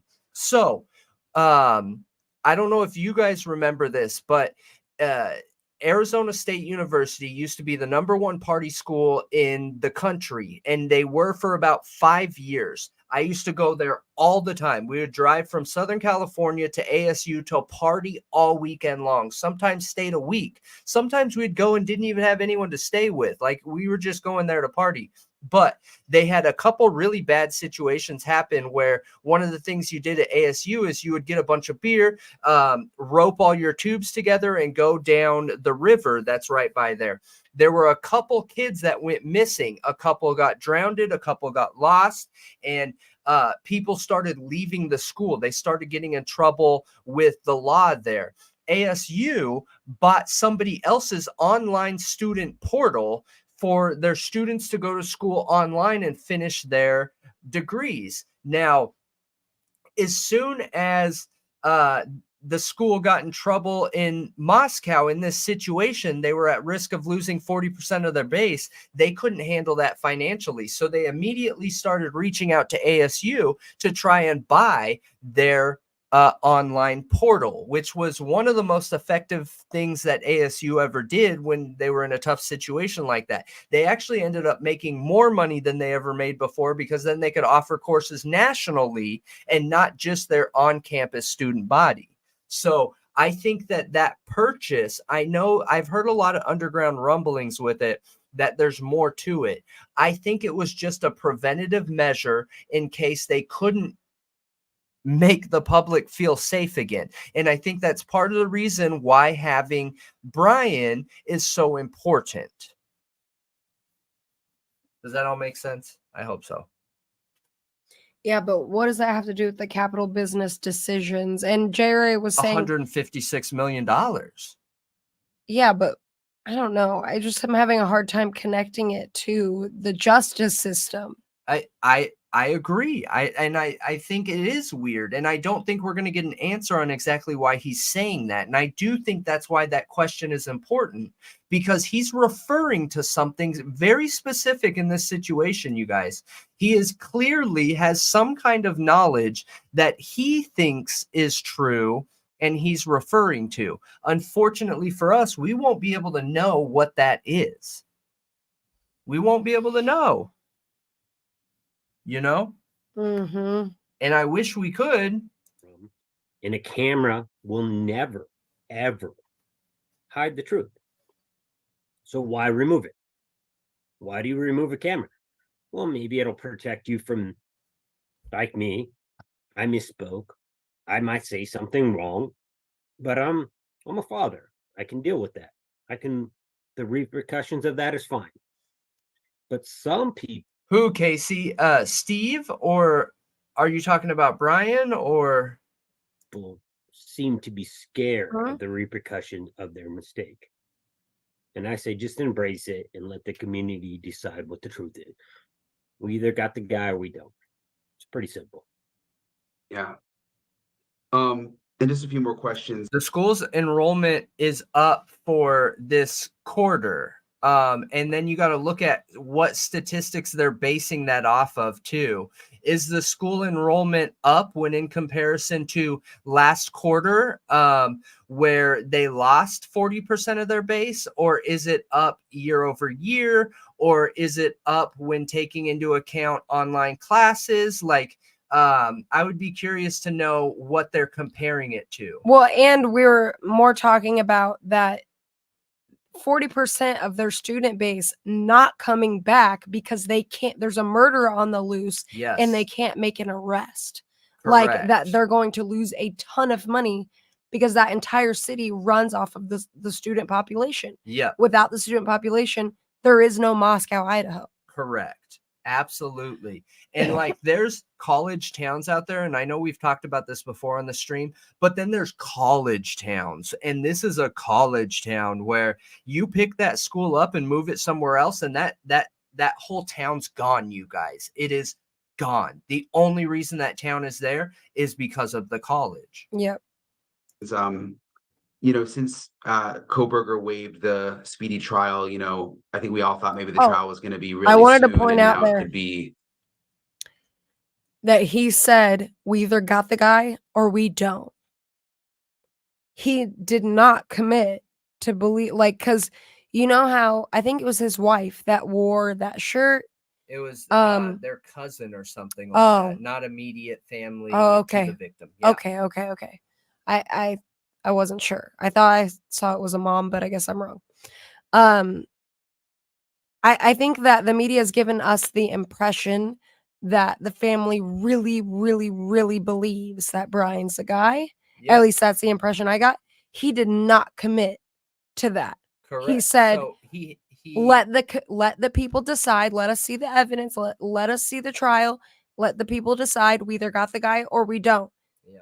That does not sound like someone who's committed to Brian being the guy. And just to be clear too, he's never committed. There was somebody that was leaving some comments on one of our videos saying that all the victims' parents believe it's Brian, and It's not true. That is not true. That is not true. And they leaned on on Steve specifically, talking about him coming out and saying that it's Brian. From all the research I did, he only made one statement saying that that something along the lines of I'm glad law enforcement got the guy. And that is not a concrete statement of somebody saying, hey, this is the guy. I believe this is the guy. And law enforcement has done such a great job. I'm so happy. You know what I mean? Like, there's a very big difference between making a concrete statement and commitment to backing law enforcement or saying, hey, I'm glad they got the guy. So it was one Gonzalez family member that wore the firing death squad penalty thing, that shirt. It was only one person. Yeah. And I don't know why I thought it was the mom. It doesn't sound like it is, but it doesn't. I can't find anything right now. I'll keep looking on who it was. Yeah. Far Not away. that I it mean, really matters. how are you dealing with that? Are you still processing that? I mean, I feel for you guys having to like continue to live in this weird like legal limbo. You give up all your notions of normal. Correct, something like J. this Ray. happens. Right. And you hope that your community feels for you and embraces you, hugs you, and says, we're going to take care of this. You hope that your community says, we're here for you and we're going to make Go this back a right. little. This weird like legal limbo. You give up all your notions of normal when something like this happens. And you hope that your community feels for you and embraces you, hugs you, and says, Yeah, and that makes sense to Viking. I feel like if to spring enrollment, so you're looking at year over year, so spring 2022 to spring 2023, I'll have to pull that up. That's I'm glad you posted that. I appreciate that. as we're going to take care of this. You hope that your community says, we're here for you and we're going to make this right.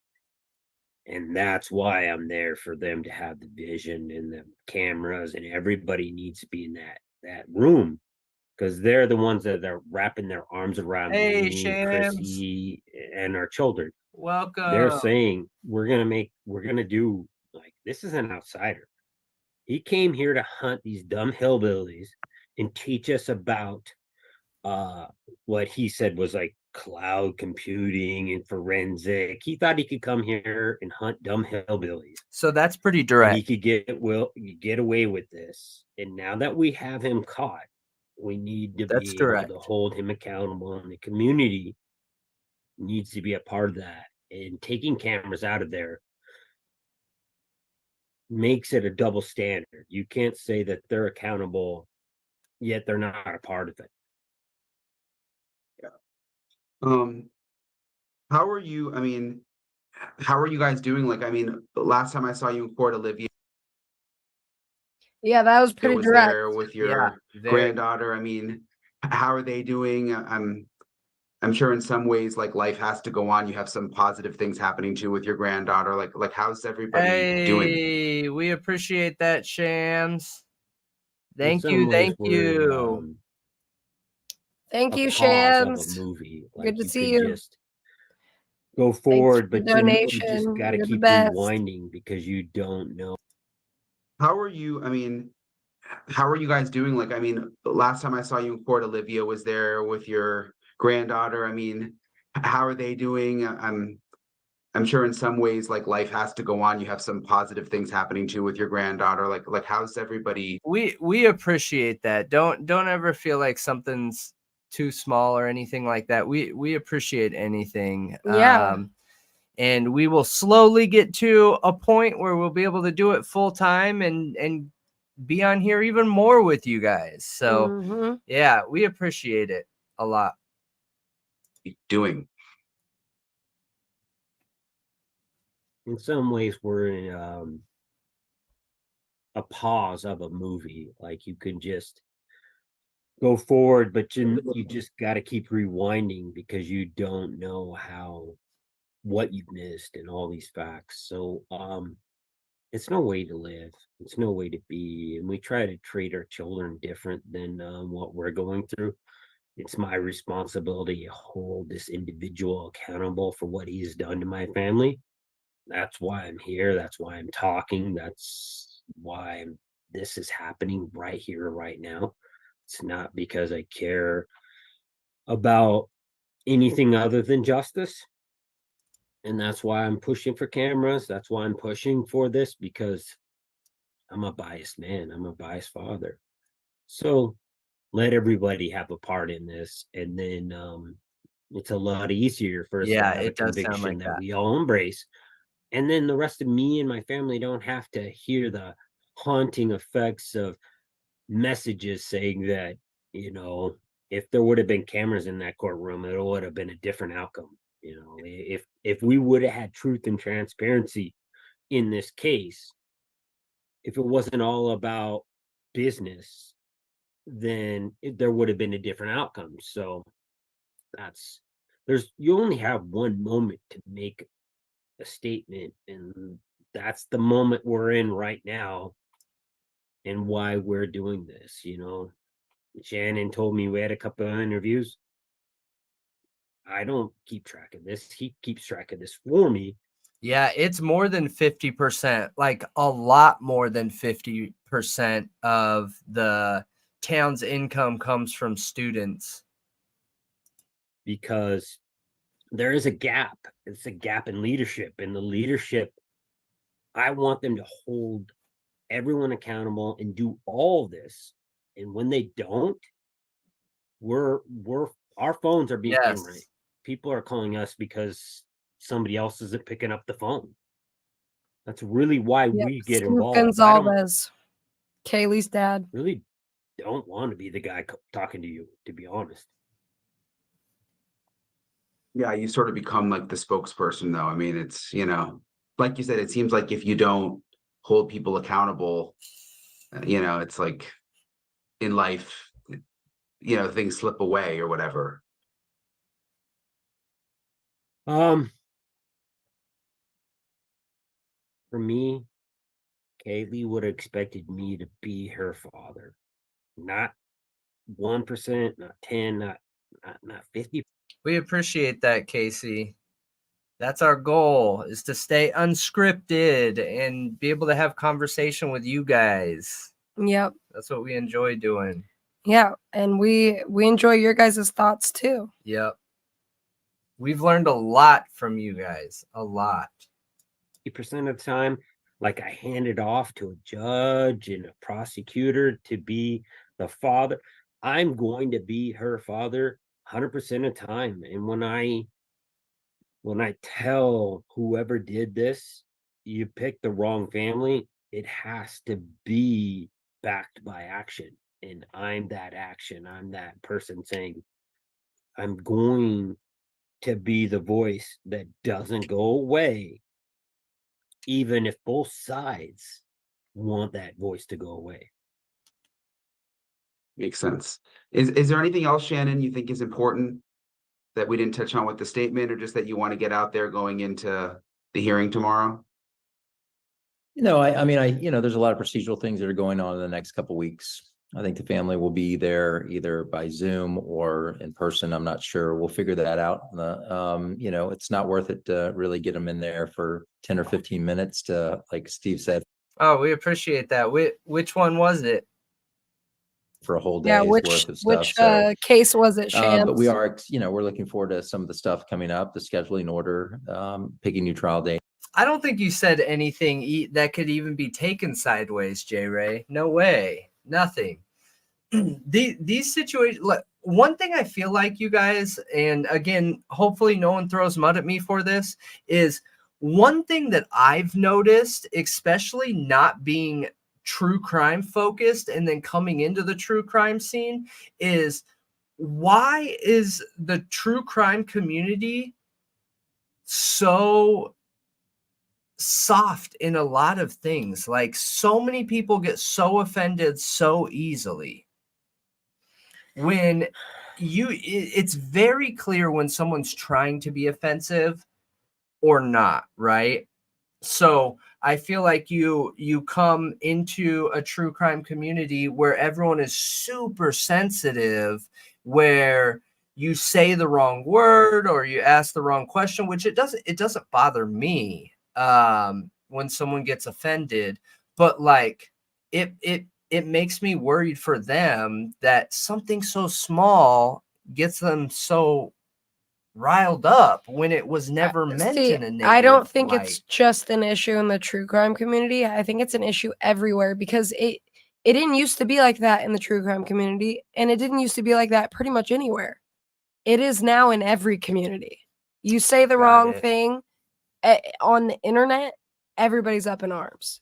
It is a society issue as a whole. It is not unique to true crime. And thank you, Lisa, so much. We love and appreciate all of you guys too. Yes. Yeah, it is a virus. You're right, It is. Amanda. I hate it.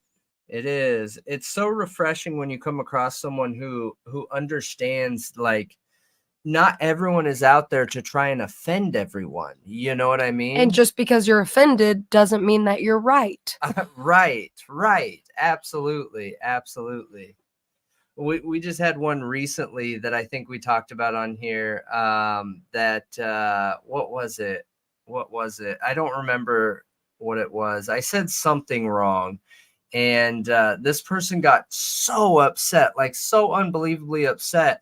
I went back and I watched the footage, and I didn't say anything offensive, and they took what I was saying, like questioning a word or something like that, as me being offensive. It blew me away. It shocked me, because you're either intentionally trying to be offensive or you're not, and it's that simple. Or me giggling at mispronouncing a name.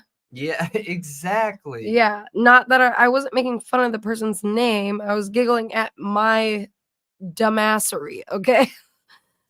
J Ray, yeah, and I think that's very possible that his family thinks something like that. And honestly, I don't entirely blame them, because they're grieving if they do think that. So, I mean, I don't think that's offensive.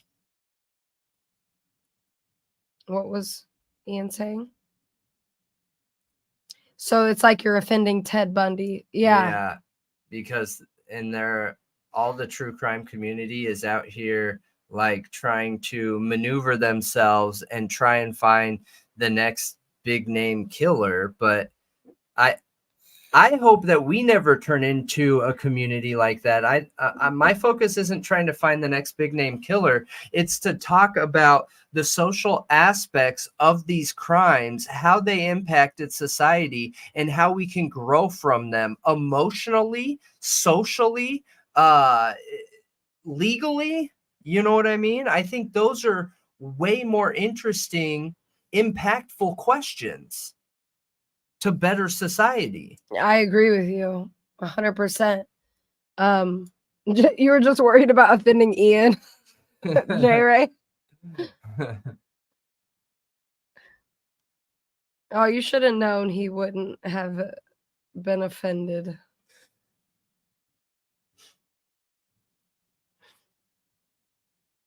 It's, the Yeah, Harsh is good. Crime Circus is good too. I like him.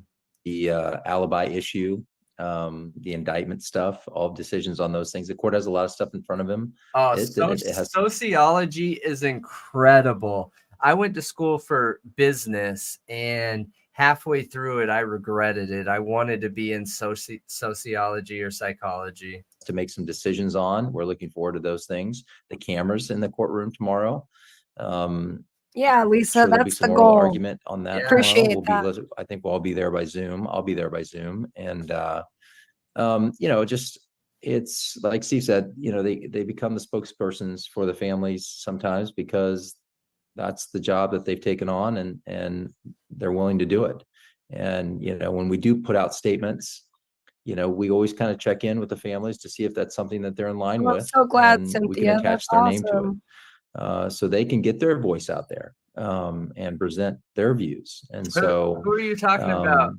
Lindsay, are you talking about Harsh or Crime Circus? Because Crime Circus, you guys, the first time we watched Crime Circus, I was on stream and I pulled it up and I was like, who is this?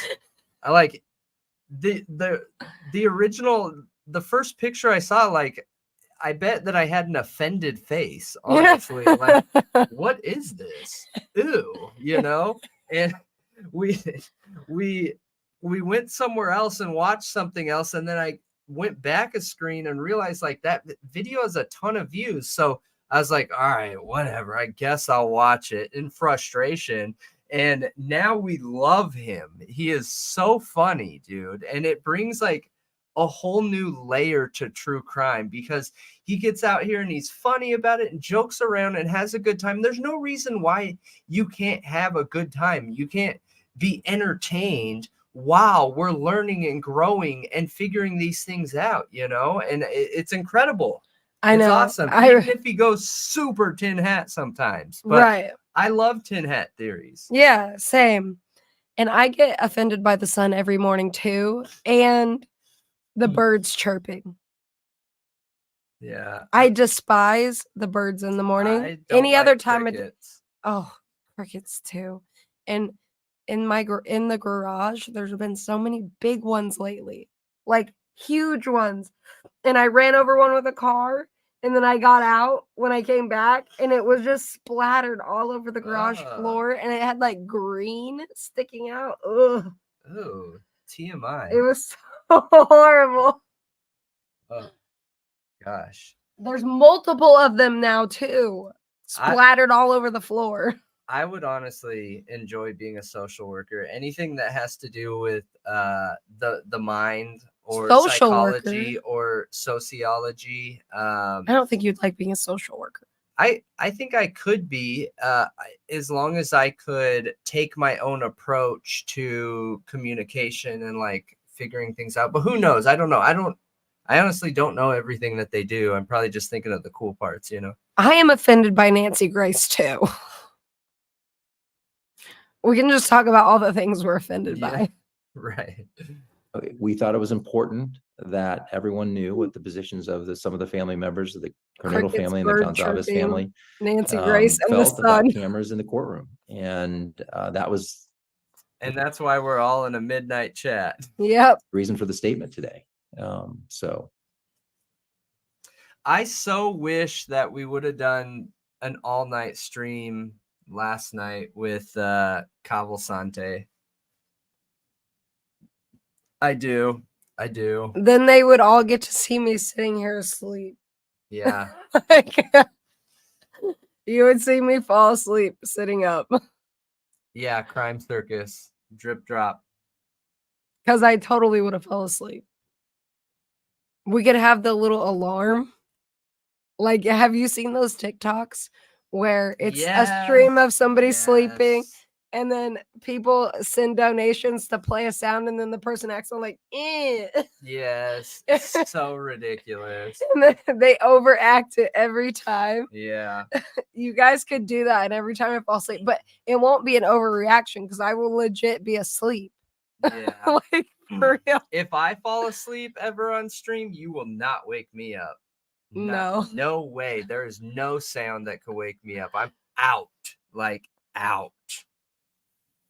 I hope we can get to a point where we can stream on TikTok though, because a lot of TikTok viewers are really engaging. Yeah, Grizzly is good. Grizzly is a Yes. good channel. And so is what's the one that I referenced recently, the big one? Explore with Us. Oh. Explore with Us is awesome. I've watched them for a very long Man. time. Explore with Us is a really good channel. Incredible. I liked when they went out to the FLDS a long time ago, like in person on foot. Yeah, I That would was really love cool. to do that. If we get to a more full-time position, I would like to go out and interview live. I feel like with my sales background, I would be able to interview anybody. It doesn't matter who it is. I think I could interview serial killers, victims, anybody, and nobody get offended. Grizzly is a bit dry, if I'm being honest. Like she's yeah, but Casey, I'm sure she is like really funny for some people, but I think she's a bit dry. Cuz sometimes I find myself getting a bit like can't pay attention. Going to sleep. I fall asleep during everything. True. It can be very interesting. I can be in the True. middle of an intense scene in a movie theater, okay, Yeah. like a horror film, Yeah. and fall asleep. Truth. Yeah. She falls asleep in the shower. I'll notice like 3 hours go by and the water's still running. I'm like, what is going on? And she's just asleep in the shower, standing up. Not true. Yes, it is. No, it's not. Yeah.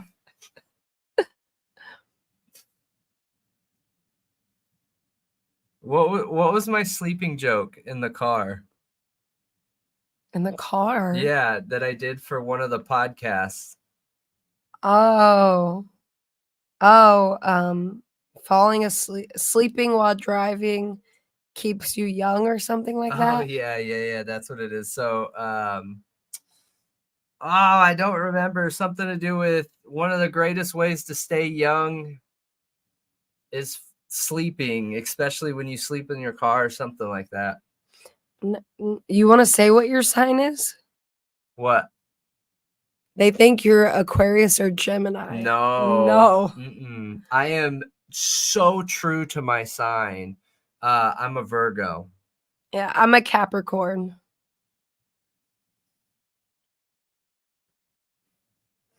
Yeah. And I am a Virgo.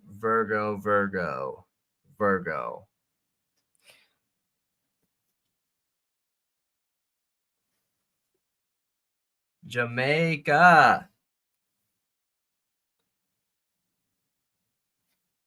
Oh, cool, Joey. You know what? I just saw a girl content creator named Joey. I think that was her name. And she used to do makeup. Mm-hmm. And I just like was looking something random up and I found her channel. And I don't know, Joey. I think you're a woman, Joey, from past chats. I'm pretty sure you said that. But her name was Joey, and I was like, wow. Yeah. 2 like girl Joeys in a short amount of time.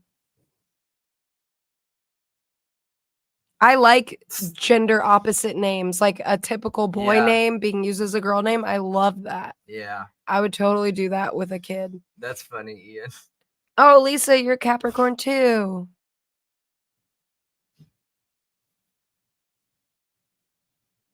I like to. I'm super. All the Virgo readings that I've read, I am very true to them.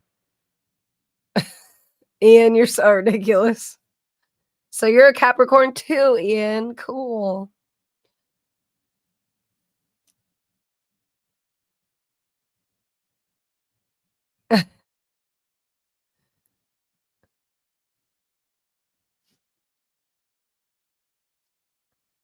J-Ray is too. No way, you're a Capricorn too? Man, Gosh, why are there so many Capricorns? Capricorn chat. That's weird because I hardly ever meet people that are Capricorns. Like, hardly ever. Everyone in my life is like a Virgo Yeah. or a Scorpio or a Cancer. Yeah. Yeah. It's all water and earth signs.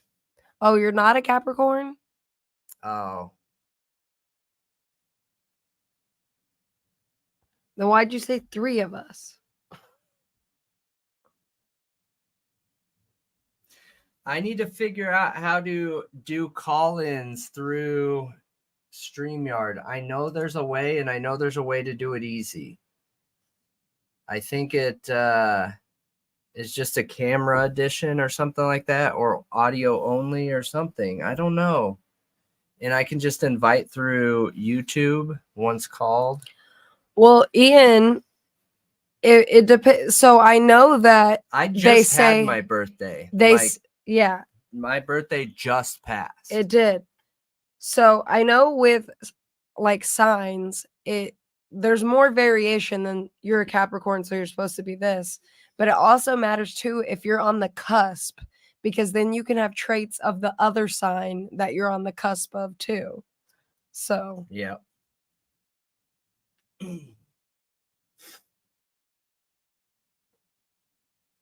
I know there's people in the chat that know way more about this than me, though. Yep. I don't. Some of you are very scratch the dedicated. surface. Yep, it is birthday time. Scorpios and Aries suck. Yeah. All the fatherly figures in my life are all Scorpios. All of them.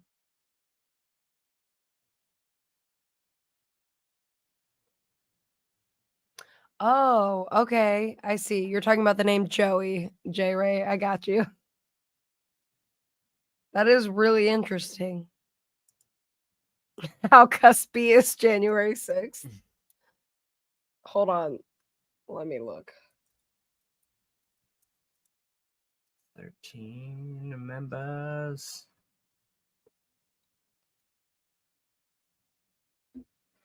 So the ending date is January 19th for Capricorn. Not super cuspy. What? How did this go on Trovo?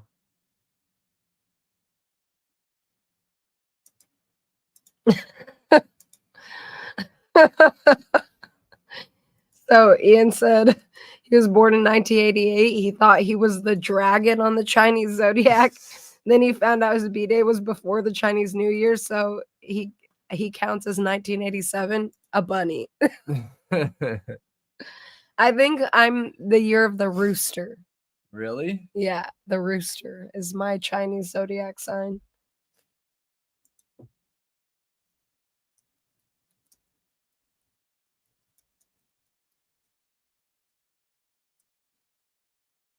I'm the dragon. Amanda, are you a Scorpio? So I think women Scorpios are always way cooler than men Scorpios. Women Scorpios are like all open and confident and amazing, and then men Scorpios are like toxic.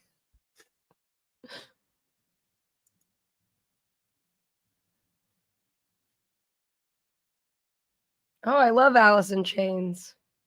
I love that song.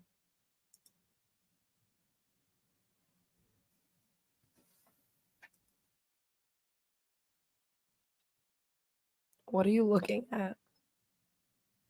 Nothing. I was just letting you talk, and I was looking at, because I think the Ian video for Idaho 4 comes out tomorrow. Oh yeah, you guys. So just an update is we dropped this week's video early. So normally on Friday right here, we drop our full length long forum podcast, but for somehow, I think when we were gone for that weekend or something like that, we must have skipped one of the long forum drops. So we were running 3 weeks behind on YouTube and 2 weeks behind for posting on for our audio listeners.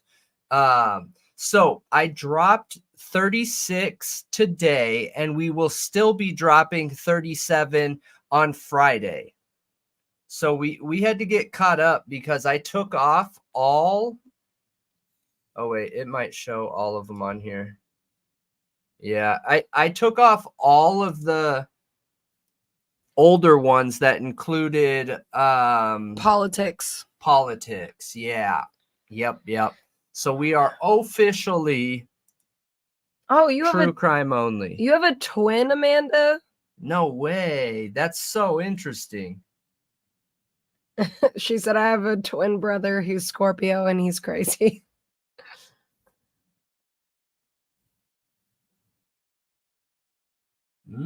Oh, Joey, you also thought you were a dragon, but turned out you're a rooster.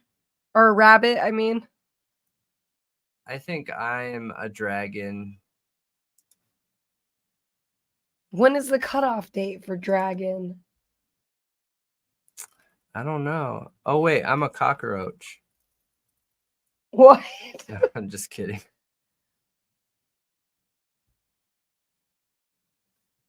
Joking. Okay, what day is the Chinese New Year? I'm a gold dragon. I was born in February 8th, 1940. So February 10th. Okay, so yeah, you would be Year of the Dragon. Yep. Ian wouldn't be because his birthday is before February. Gotcha.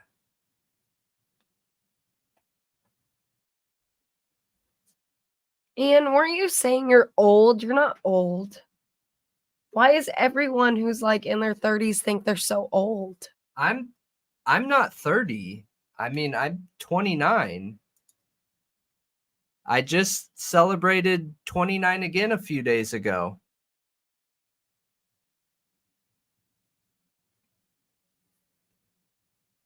I think that was my 5th 29th birthday. My 5th one.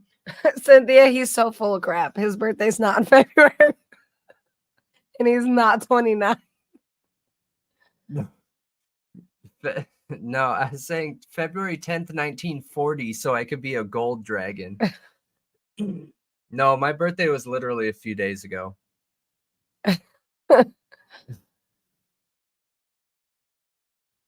J-Ray. You know, for his birthday, I got him candles for his cake that said 29. Yeah. Everybody got offended. They're like, you're not 29. I am. I am. Okay. I thought it would be funny. I just wanted to see your face once I brought out the cake with 29. I was expecting it. No, you weren't. Yes, I am 29, okay?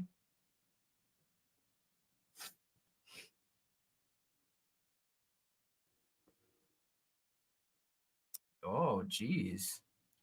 Fire horse girls were drawn because they would be confrontational and feisty. Who are the fire horse Jeez. girls? No, I'm 29. I just celebrated my 5th 29th birthday, okay?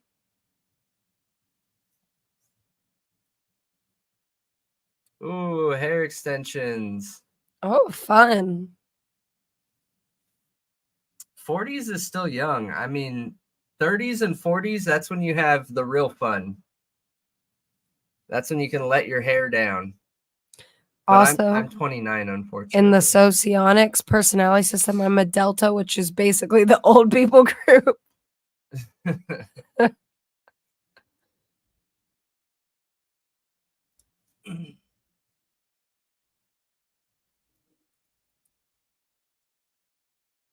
All right, guys, I think that is it for tonight.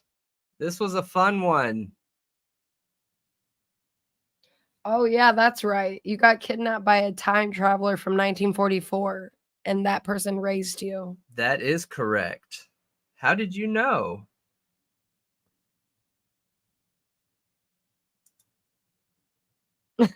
Jer said, I heard that too.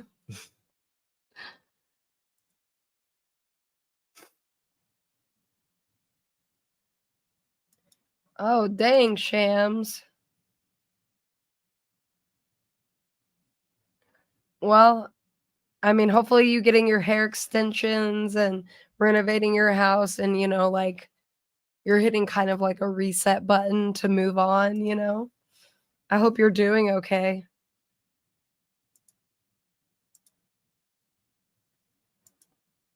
Yeah, no, we enjoy staying late. I wanted to finish a Steve interview anyway, because I do feel like there were some really odd things in there. And I think it was important to listen to. I didn't expect him to go quite so hard with the whole he came to hunt hillbillies thing, but Right? yeah, because I thought that was weird. He didn't commit, and then he like overly committed. Yeah. I know. I know it. Yeah, one of my best friends is an Aquarius. Really good people. Good night, Lindsay.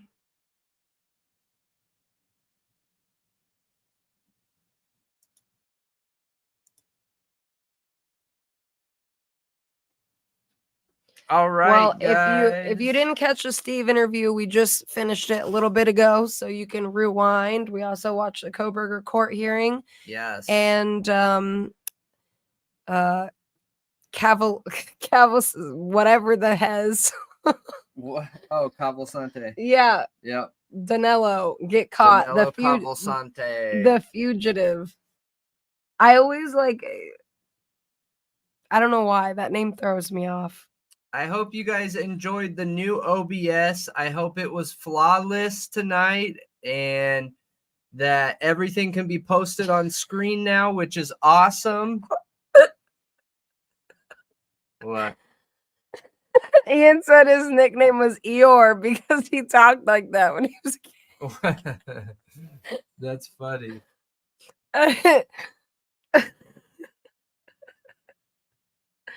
That's so ridiculous.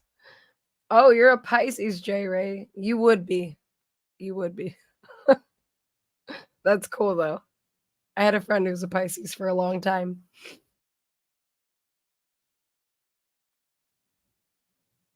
Oh, that's awesome, Lisa.